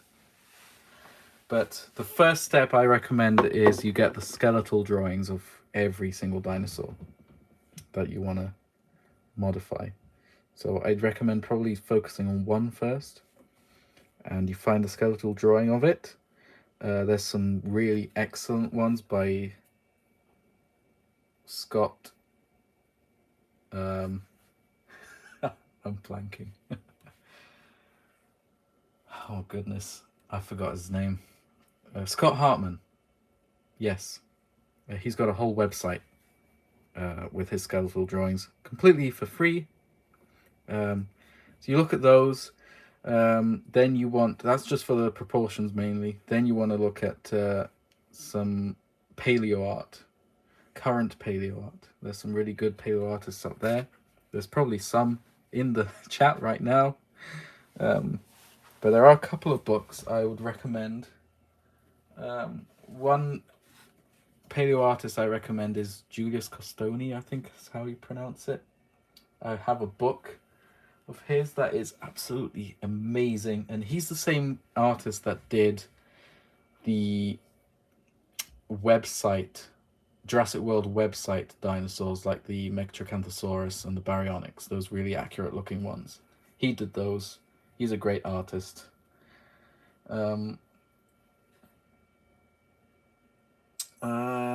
Which other ones? There's plenty of other ones, man. There's so many talented people around. But it's knowing whether or not they're accurate is the issue. But yeah, first of all, I'd get the skeletal drawing and check the proportions. You can probably change a couple of proportions here and there with Milliput or whatever, adding material or subtracting with a knife. And then you can get into more of the head shape by looking at paleo art, I think. And maybe even just looking at the skull shape. If you look at some skull pictures. I'm pretty sure there's a lot of people in the chat now coming up with their suggestions, which is amazing. Yeah, that's what I would recommend. Yeah, look at the chat as well. I can't see the chat right now, but I could guarantee you some people are saying. A lot of people caught up, obviously because of the delay, saying Scott Hartman for you. Yeah, Scott Hartman, yeah. Someone says David Krentz, someone says Random Dinos. There's someone who does a lot of... I really recommend Your Dinosaurs Are Wrong, because that's pretty much what you want to do, is take the Mattel ones and turn them into accurate ones. Well, the whole premise of Your Dinosaurs Are Wrong is they look at dinosaur toys and explain what's wrong with them, and they come up with yet a very stylized rendition of an accurate dinosaur, but it gives you the gist of what is wrong with them. So I'd recommend watching those as well. Yeah, if there's some paleo art books that you guys know that might help, bring them up. Yeah, dinosaur. It's called, that book I was talking about is called Dinosaur World. It's quite fat. It's about that thick, and it's a big book. That is a dinosaur book to have. You have to have that. It's got pretty much every single imaginable dinosaur you could think of. Anyway, let's not waste some time, and let's get digging, shall we? Let's move blue out of the way. Thank you. Okay, so I'm going to start with this bigger one. So it starts here and it goes up like that. I'm going to do it a couple of times. That was in one direction, now we're doing it in the other. Make sure you don't cut your fingers. Okay, now I'm going to grab a smaller knife and go over it a few times.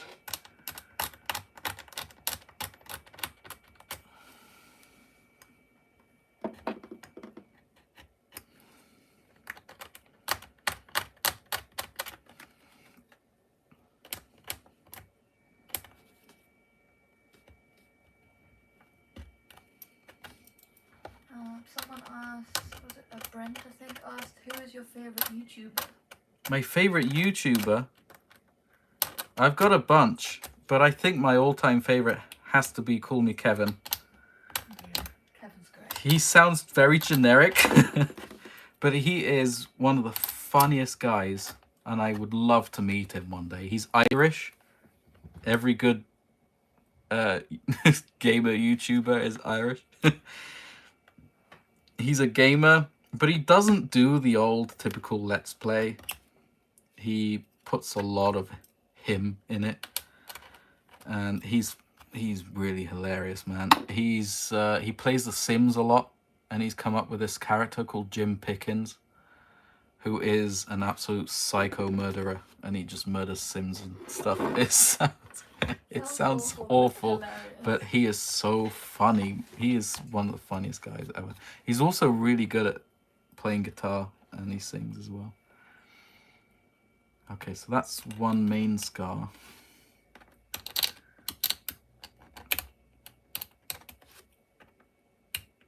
I have some other favorite ones, like Luke the Notable. He plays Minecraft a lot.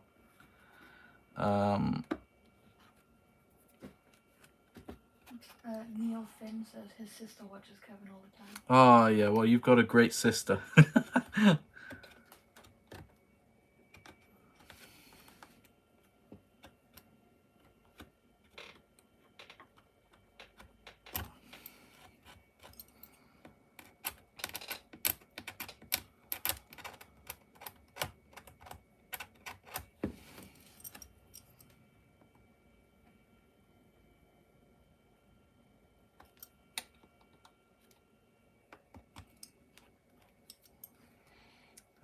Okay, I'm gonna move the scar a bit closer to there.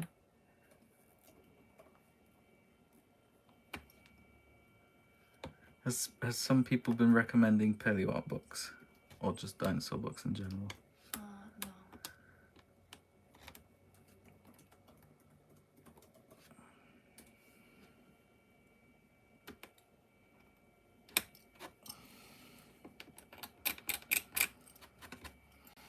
Okay, now we're gonna add a very faint one here as well. I used the big knife for the bigger scar, by the way. I'm using the smaller one for the smaller scar.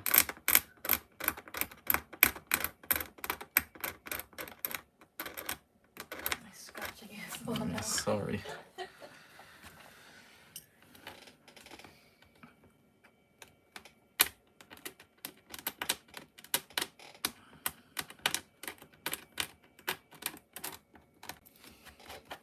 Right. I think that's it for Charlie.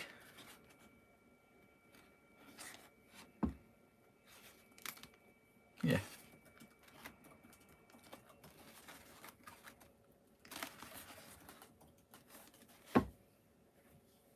I won't do Delta now because that's pretty much the same. So I'm gonna do Echo, I think. And that's just a case of adding a scar.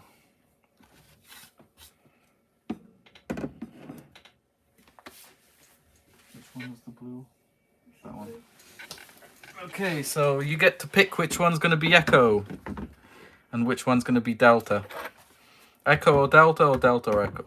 I mean, Echo or Delta or Echo or Delta? Are you voting? Yes, we're voting. Is this one going to be Echo or Delta? Or is this one going to be Echo or Delta? Let's do this. Which one's going to be Echo? Top or bottom? I should be left and right because I'm going to get a lot of people saying bottom again. Oh, that's all right. It's funny. Echo is top or Echo is bottom? A lot more saying bottom for Echo.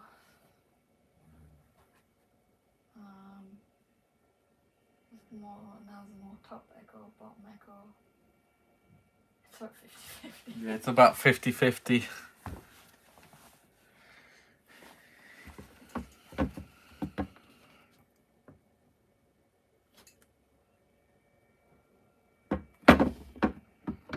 It's leaning more towards top now. Okay, top's going to be Echo then. Sorry for any one of you. Sorry for you bottom lovers, but we're good. God, I'll take you anywhere. There we go. Right, so this one's pretty accurate. Well, it is accurate. It's the style guide. It's going to be basing it mostly on this, but I'm going to need some more angles for the top bit. So I know it sort of goes a bit there as well, but we're going to be looking at proper pictures of that. So we're going to start from the lower part. Echo does... Actually, let's have a look at the pictures first, shall we? It's probably for the best.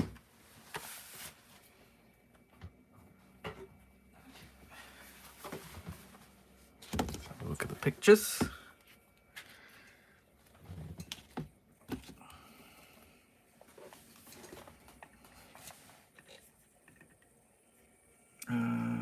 Reference pictures.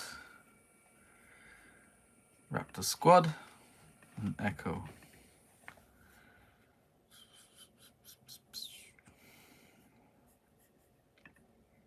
Yeah, you've now filled the chat with people talking about bottoms.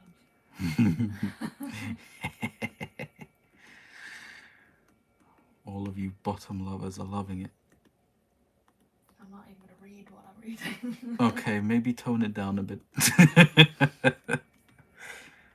Oh yeah, this is I've already done Echo. Actually, I've done it. Do we have Echo here? Oh yeah, we do. Yeah, I'll grab the. You've got an echo. Yeah, we do have an Echo. There she is. It's the same sculpt. That's the scar. But I'd rather look at the real pictures of the thing. She does have some scars by her nostril as well.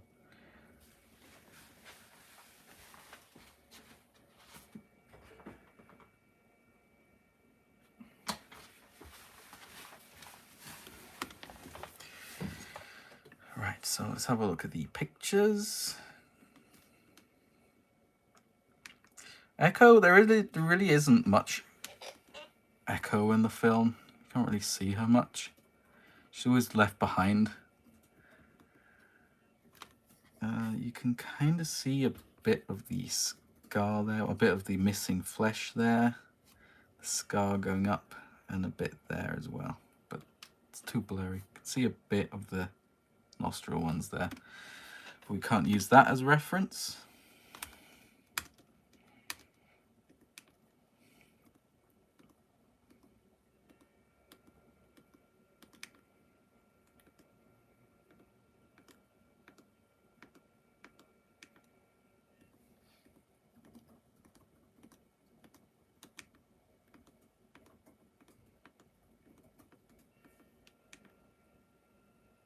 It's the wrong side of Echo's face.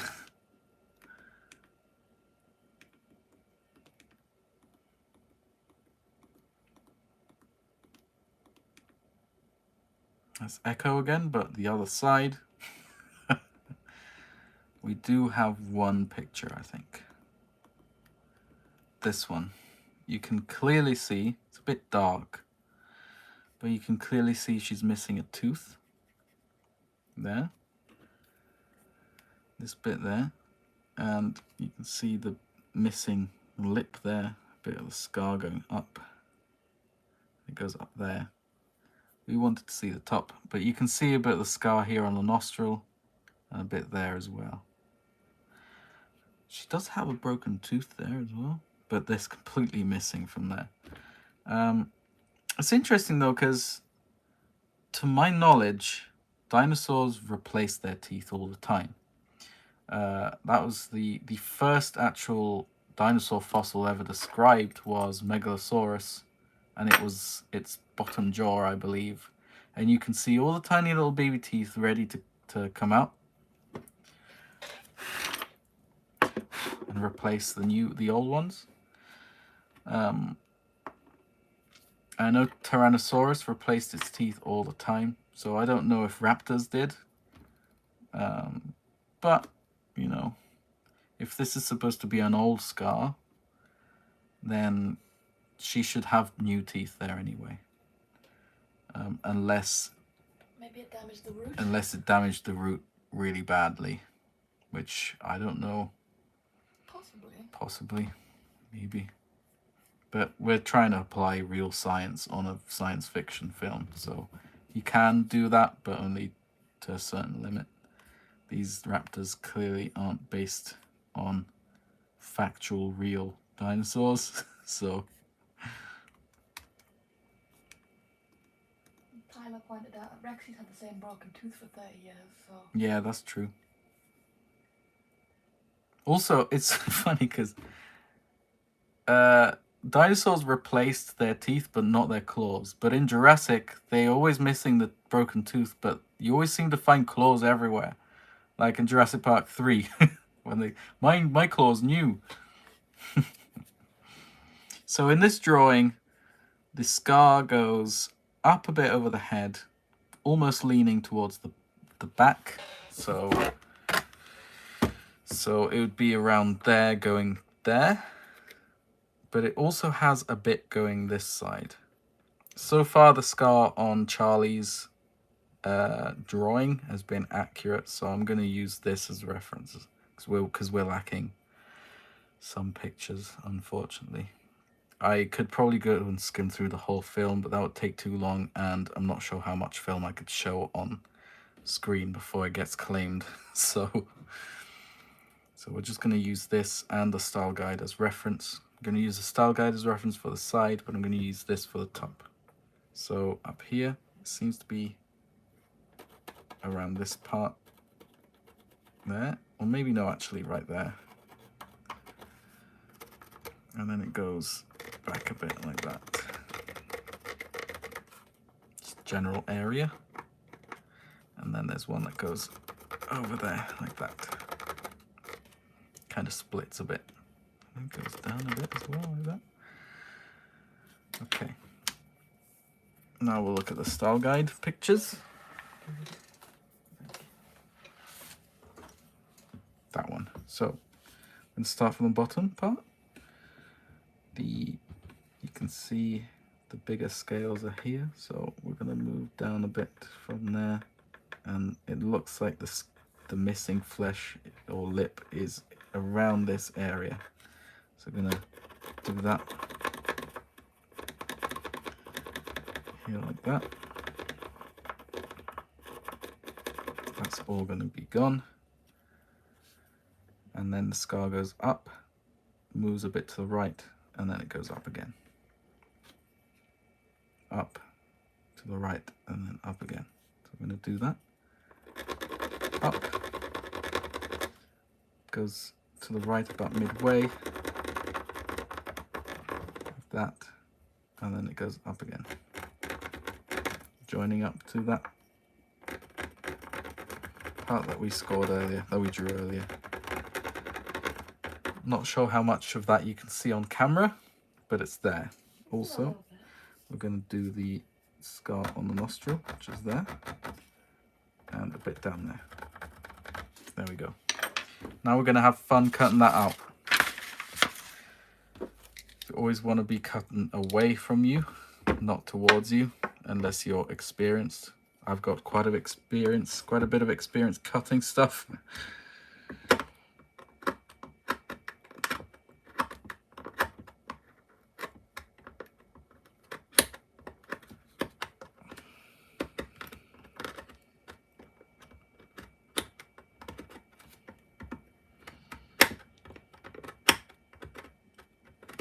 So that Echo bust that I showed you earlier, the finished one, that is the first version that I did. Then I sculpted a completely digital version that is even more accurate. Unfortunately, I didn't think of taking many pictures of those. That was a commission, and that's gone to its forever home. I can't really access it to use as reference anymore. So that's a bit of a shame.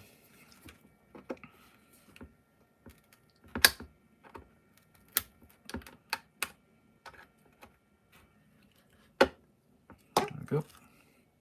One bit is off.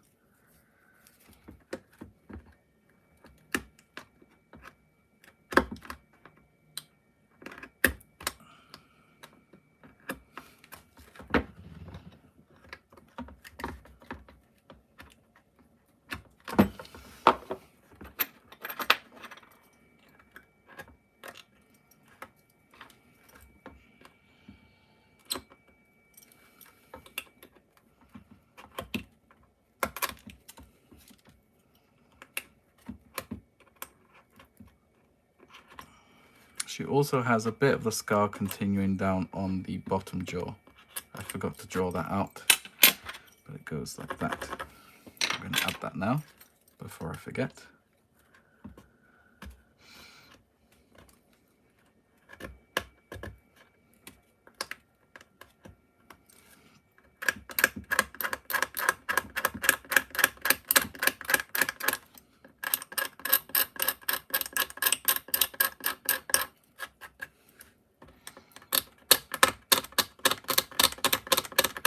cover your ears or mutes the stream if you don't like the sound.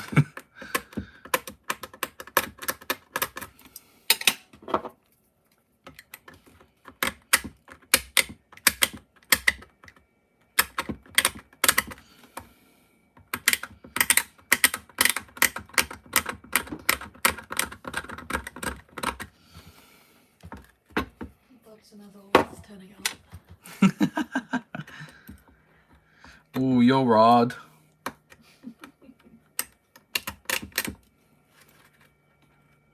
like Kylo Ren meme. More! More.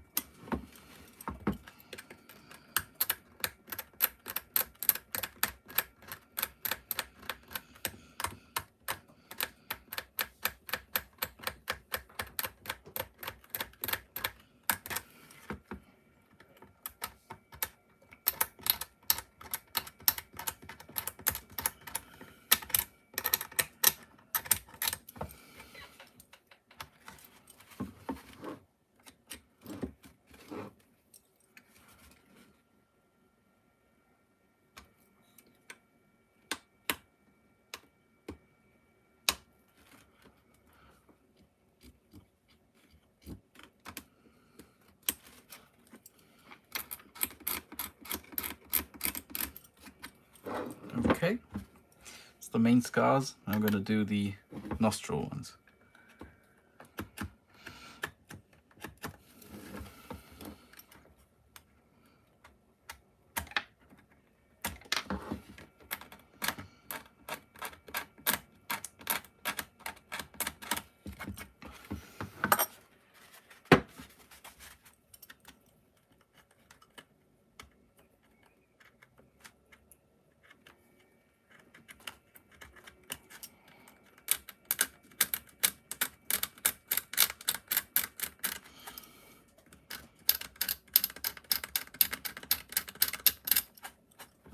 There we go.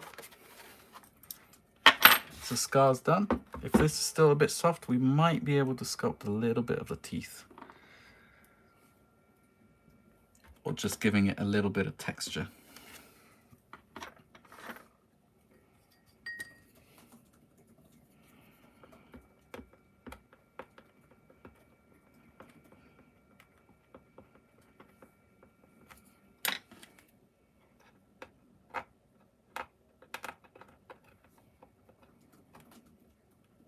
Like that. There we go.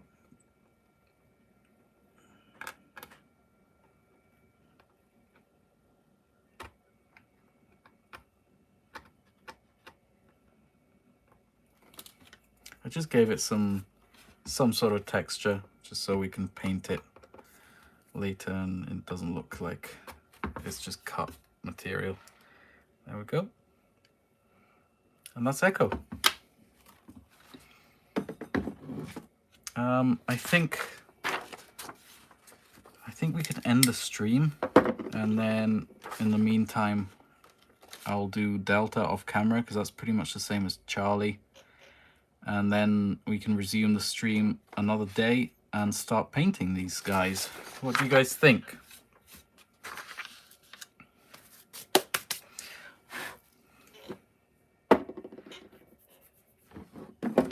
been more than 2 hours. Has it?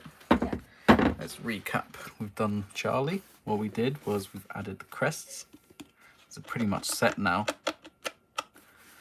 And the mouth line as well. And the scars on the snout. And with Echo, we've added the scars. And she's pretty much ready. Blue is ready too. Didn't have to do anything for Blue. She's good to go. And this is going to be Delta. I'm going to be doing this off stream.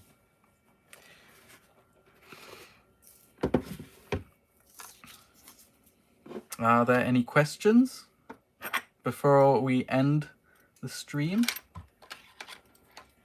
Nathan Vader says he'll tell you when you can stop streaming. All right, steady on.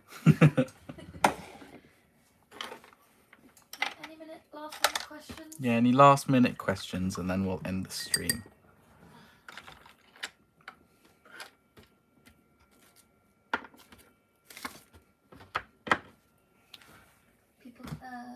Nerd says you should work for Mattel. I don't know if they'd want me. Yeah, you just fight with them all the time. You probably get sacked for constantly being like, no, you're doing it wrong. I'd probably get sacked for being annoying, and they'd probably get sick with me.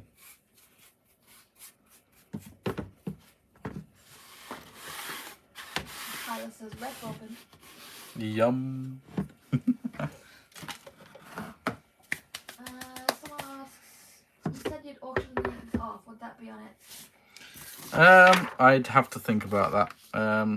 I've recently auctioned off that Ceratosaurus Robosaur's prototype on eBay, and eBay took a large cut out of it, more than usual, and it gave me my cut after 3 months of me selling it. So that's extremely annoying. So I probably won't be using eBay anymore. Etsy doesn't allow auctions, so I'm gonna have to have a good think about how to do this.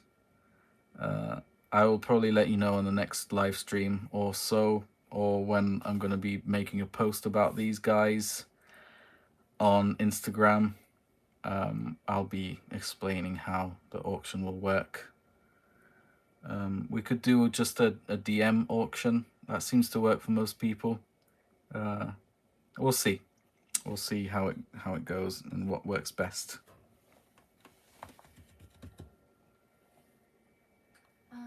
Brent asks, have you made a Robosaur and Kylosaur?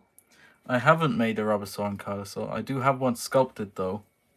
But it's never been printed. It's never been printed and stuff because there's so many more that we want to do before that one. So it's going to happen eventually.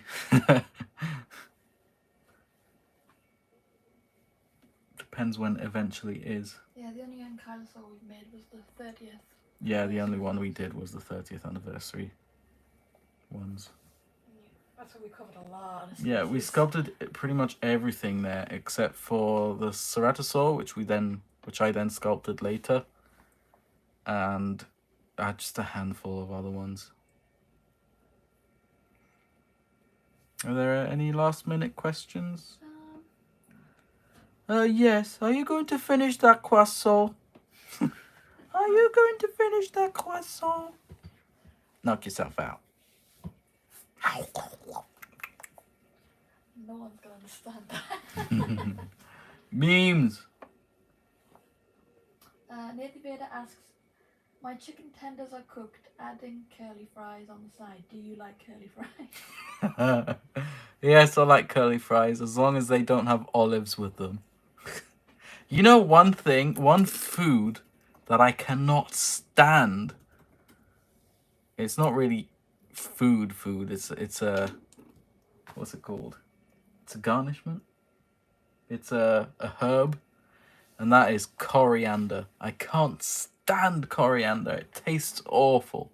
And apparently there's a scientific explanation to that, and it's something to do with genes, not the trousers. with genetic. It's a genetic reason. And that means that some people who are born with this genetic mutation just can't eat coriander. It tastes different to what other people taste it as. Normal people, just normal people, people that don't have the genetic mutation, just tastes like coriander, like a herb for them. But for me and people with that genetic mutation, it tastes like soap. Like actual soap. When you take a bite, I don't know if you've ever taken a bite out of soap. I haven't. But I'm kind of curious to try it out just to see if it does actually taste like soap. It tastes bitter and nasty, and it's horrible. It tastes absolutely nasty, and unfortunately, there isn't much awareness about this coriander thing. And there's a taco van that comes round every once in a while here that makes the most delicious tacos, but they sprinkle a bit of coriander on the top, and I have to pick it out to be able to enjoy my tacos. I kind of wish that was a choice that, you know, you could, oh, do you want coriander on them or not? Or if I could tell them to not put coriander on. But I just feel like I'm not going to say the word. If I tell them, can you not put coriander on it? Mike Farm says he hates it too because he has the same. Yeah. So, Mike, you know what I mean then. It's horrible, isn't it? I'll never know. Yeah, Sora's not gonna know, because before she can even taste it, she'll probably be dead. I'm allergic to so much, it's not worth risking tasting it. Dodgson, of course, got your croissant joke. Of course he did, yeah. Good. Someone asks, would you ever make a full-size T-Rex model? And I was like, no. You troll.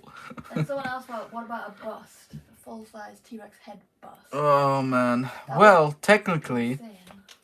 I've done a 1-to-1 replica of a T-Rex skull, and with Dynamo. Yeah. And you could print it out full size. So technically I have sculpted one. It's just I've never physically made one. Not printed it or anything. But if someone has the time to split my sculpt up into separate parts to print out full size, you're welcome to do so. It's just, I know I'm not going to. Someone asked, have you made a rubber saw Therizina saw? I haven't. I don't think I will, because Therizina saw has feathers, and I don't know how I could make feathers. The whole point of rubber saws is that they feel like real skin, and if I make rubber feathers, it doesn't make sense.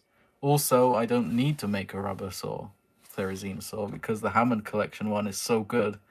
I feel like there's no point making a rubber saw one. Also, the tail of that Therizina saw feels like a Kenner toy. It's rubbery. So, just if you want a rubber saw Therizina saw, just touch the tail of that one.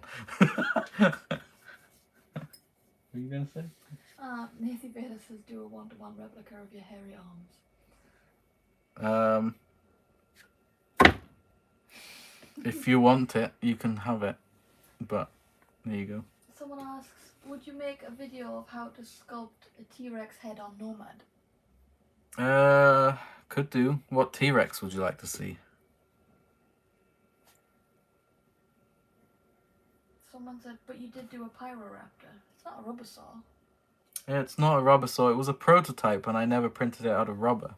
No, it was just resin. But see, those smaller ones, I don't really make them to feel realistic like the bigger ones. So the smaller rubber saws are my interpretation of what just some Jurassic figures should be like. But with the bigger ones, they are supposed to feel a bit more realistic because they're hollow inside, and if you squeeze them, then you can feel the skin. But with the smaller ones, it doesn't quite work like that. So I'm not too fussed about that being rubber or not, or whatever, if you know what I mean. So even if I did do a Pyroraptor one, it would be just like the other small rubber saws. So the person that asked about the T-Rex video is saying a buck and a doe. A buck and a doe. Yeah, I'd be up for that. The thing is, the streaming app that I used to use is discontinued and it no longer works. I've been trying to find a way of streaming again with a different app, but they all have a problem of some sort, which is how I've been trying to stream JPOG, but the apps just do not want to work. So as much as I'd love to stream a sculpting video on Nomad, I can't do that anymore unless developers sort themselves out and make an app that actually works. Of course, it had to be the only one that worked properly had to discontinue. He says just make a video, it doesn't have to be a stream. Yeah, you just want a video. I could do that, maybe. We'll see.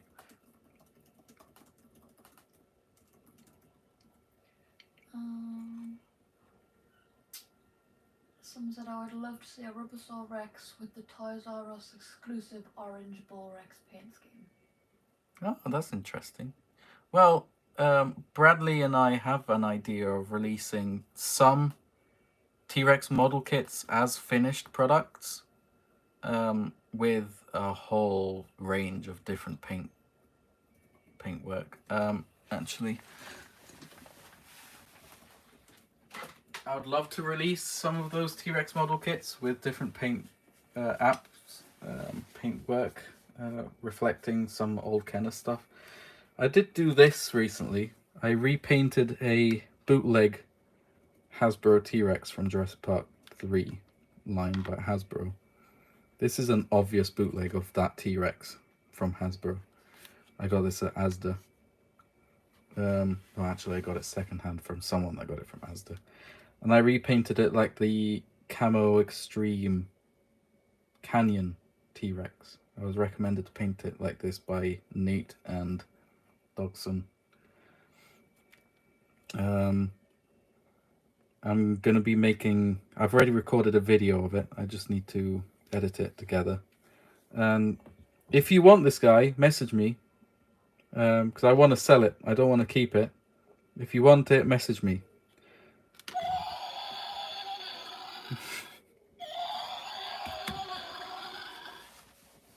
But yeah, it would be cool to release some of my model kits with paint schemes like this. It would be awesome. Imagine a red Rex with my model kit. That'd be sick. Someone asks how much though? Depends. You can drop me a message and we can figure something out that works for both of us.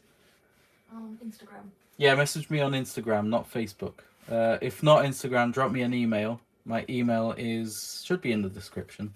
If it isn't, it's marcomakes.official@gmail.com.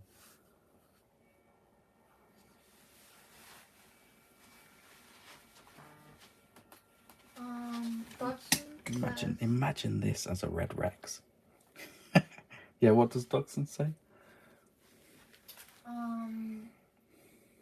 If you and Bradley do any painted model kits, I would love to see a Warpath cyan paint scheme. Oh man, the Warpath paint designs were something else, weren't they? They were so cool. There was that cyan T-Rex with the orangey bits, I think.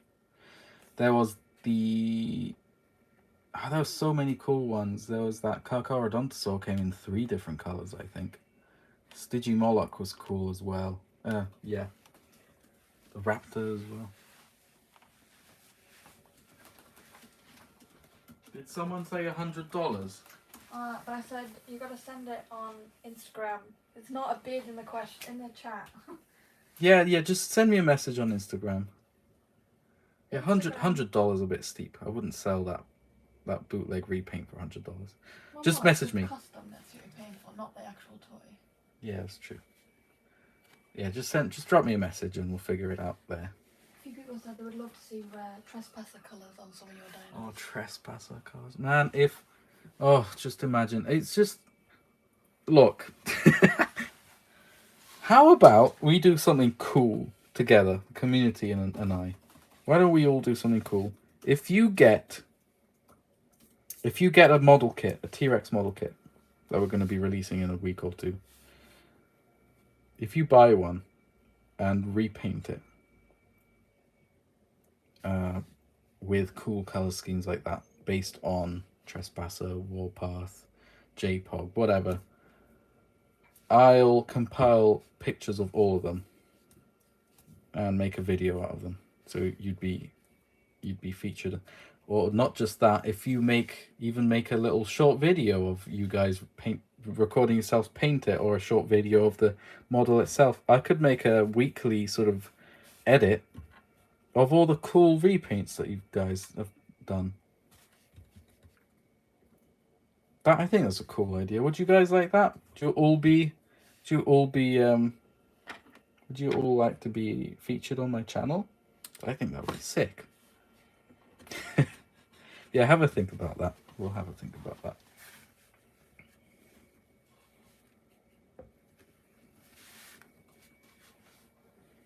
Mike Farm asks, are the Rex model kits limited quantity or will they be in waves? The Rex model kits, we want to have them up all the time. That's our goal. We only have Alex printing them at the moment. So it depends really on how quickly they sell. They all take about 24 hours to print a whole set. So if we get 10 orders, you'd probably have to wait to get yours. If we don't have any other orders going on, it might be quick. But if we have a lot of orders coming in, you might have to wait a couple of weeks. But we would love to have them on all the time. Yeah.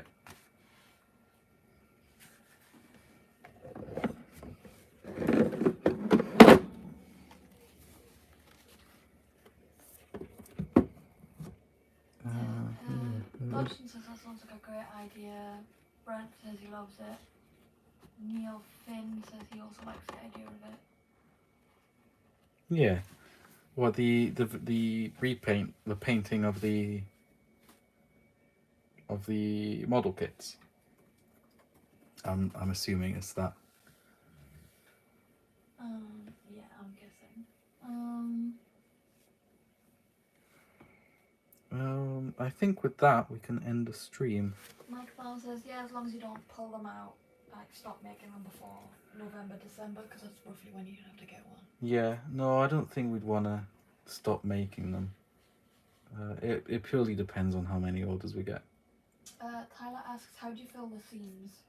Okay, so I'm gonna be releasing a video soon. When the first model kit releases, I'm gonna have a video out of the buck, and it's gonna be done from scratch. So the video will start with all the pieces being separate, all 7 pieces being separate, and the video will progress with me preparing the pieces and putting them together and filling in the seams. I use Milliput. Someone can use super glue as well, just super glue. It depends on what you prefer, or even just polyfiller or something like that. But yeah, the video will explain how to do it and even how to paint it. Also, we want to include with the model kits a printed out version, like an A4 piece of paper like this, of a page of the style guide of the dinosaur. So if it's the buck model kit you're buying, you're going to have a printed out version of the page of the buck on the style guide with all the colors there as well. So that should help you out with reference. Obviously it's up to you what you want to repaint it as, what you want to paint it as. So it's just an idea. It's cheap enough for us to add as a little extra. So if you want to paint it like that, you can. If not, you can just use your own reference.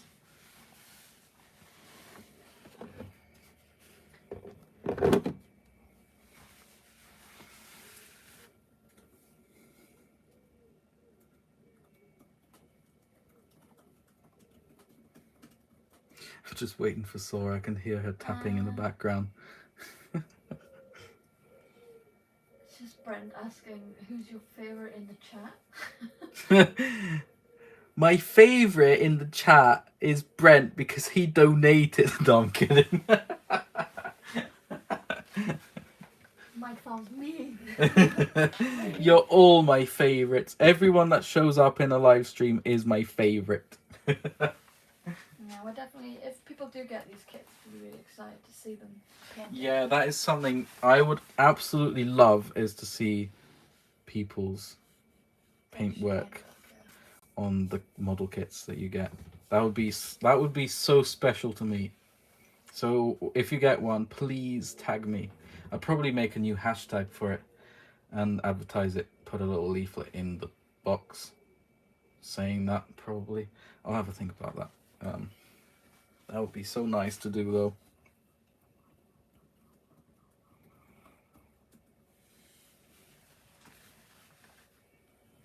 Dodson says, but what if it's life and death? Who's your favourite then? If it's life and death, the one that would save my life would be Sora. Because I'm right here. would be my favourite, and that would be Sora. I'm the only one here. Yeah. Brent asks, do you like seagulls? No, they're bloody noisy. I'm not a fan of I love animals, but I don't love seagulls as much as I do pigeons. Pigeons are cute. Seagulls are irritating. Seagulls are vicious. Yeah, that's Sora saw a cute. seagull eat a pigeon alive. That was not a great way to start 7 in the morning.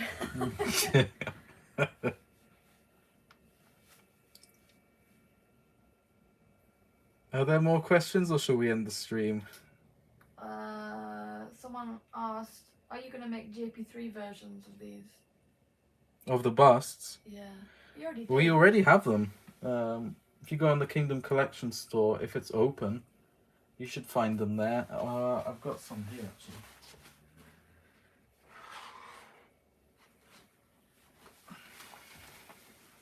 There you go. That's one.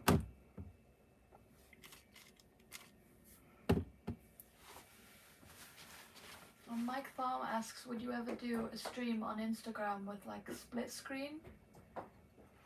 Split screen for what? I guess half the video is you and the other half of the video is what you're actually doing. The thing about Instagram live streams and the thing about Instagram itself is that I can't monetize it.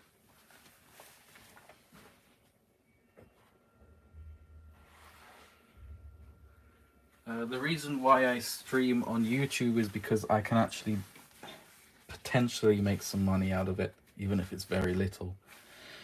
Instagram, I've been trying to figure out how to monetize it, but I just can't do it for some reason. It gives me the option to monetize, but it just doesn't let me.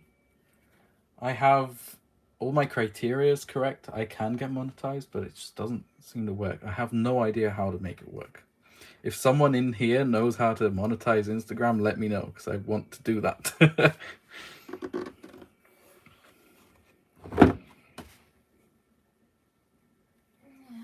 think That's it? everything. Okay, well, I think we can end the stream now. It's been, how long has it been? It just says over 2 hours. I'll be able to see. 155 minutes. What's that? 2.5. Okay. Yeah, we can end the stream now then. Woo. Yeah, let's end the stream then. Thanks guys. Thank you for joining. Again, as always, it means a lot. And see you next time. I'll be painting these, I think, next time. So thanks so much for watching. Bye. Bye bye. Bye.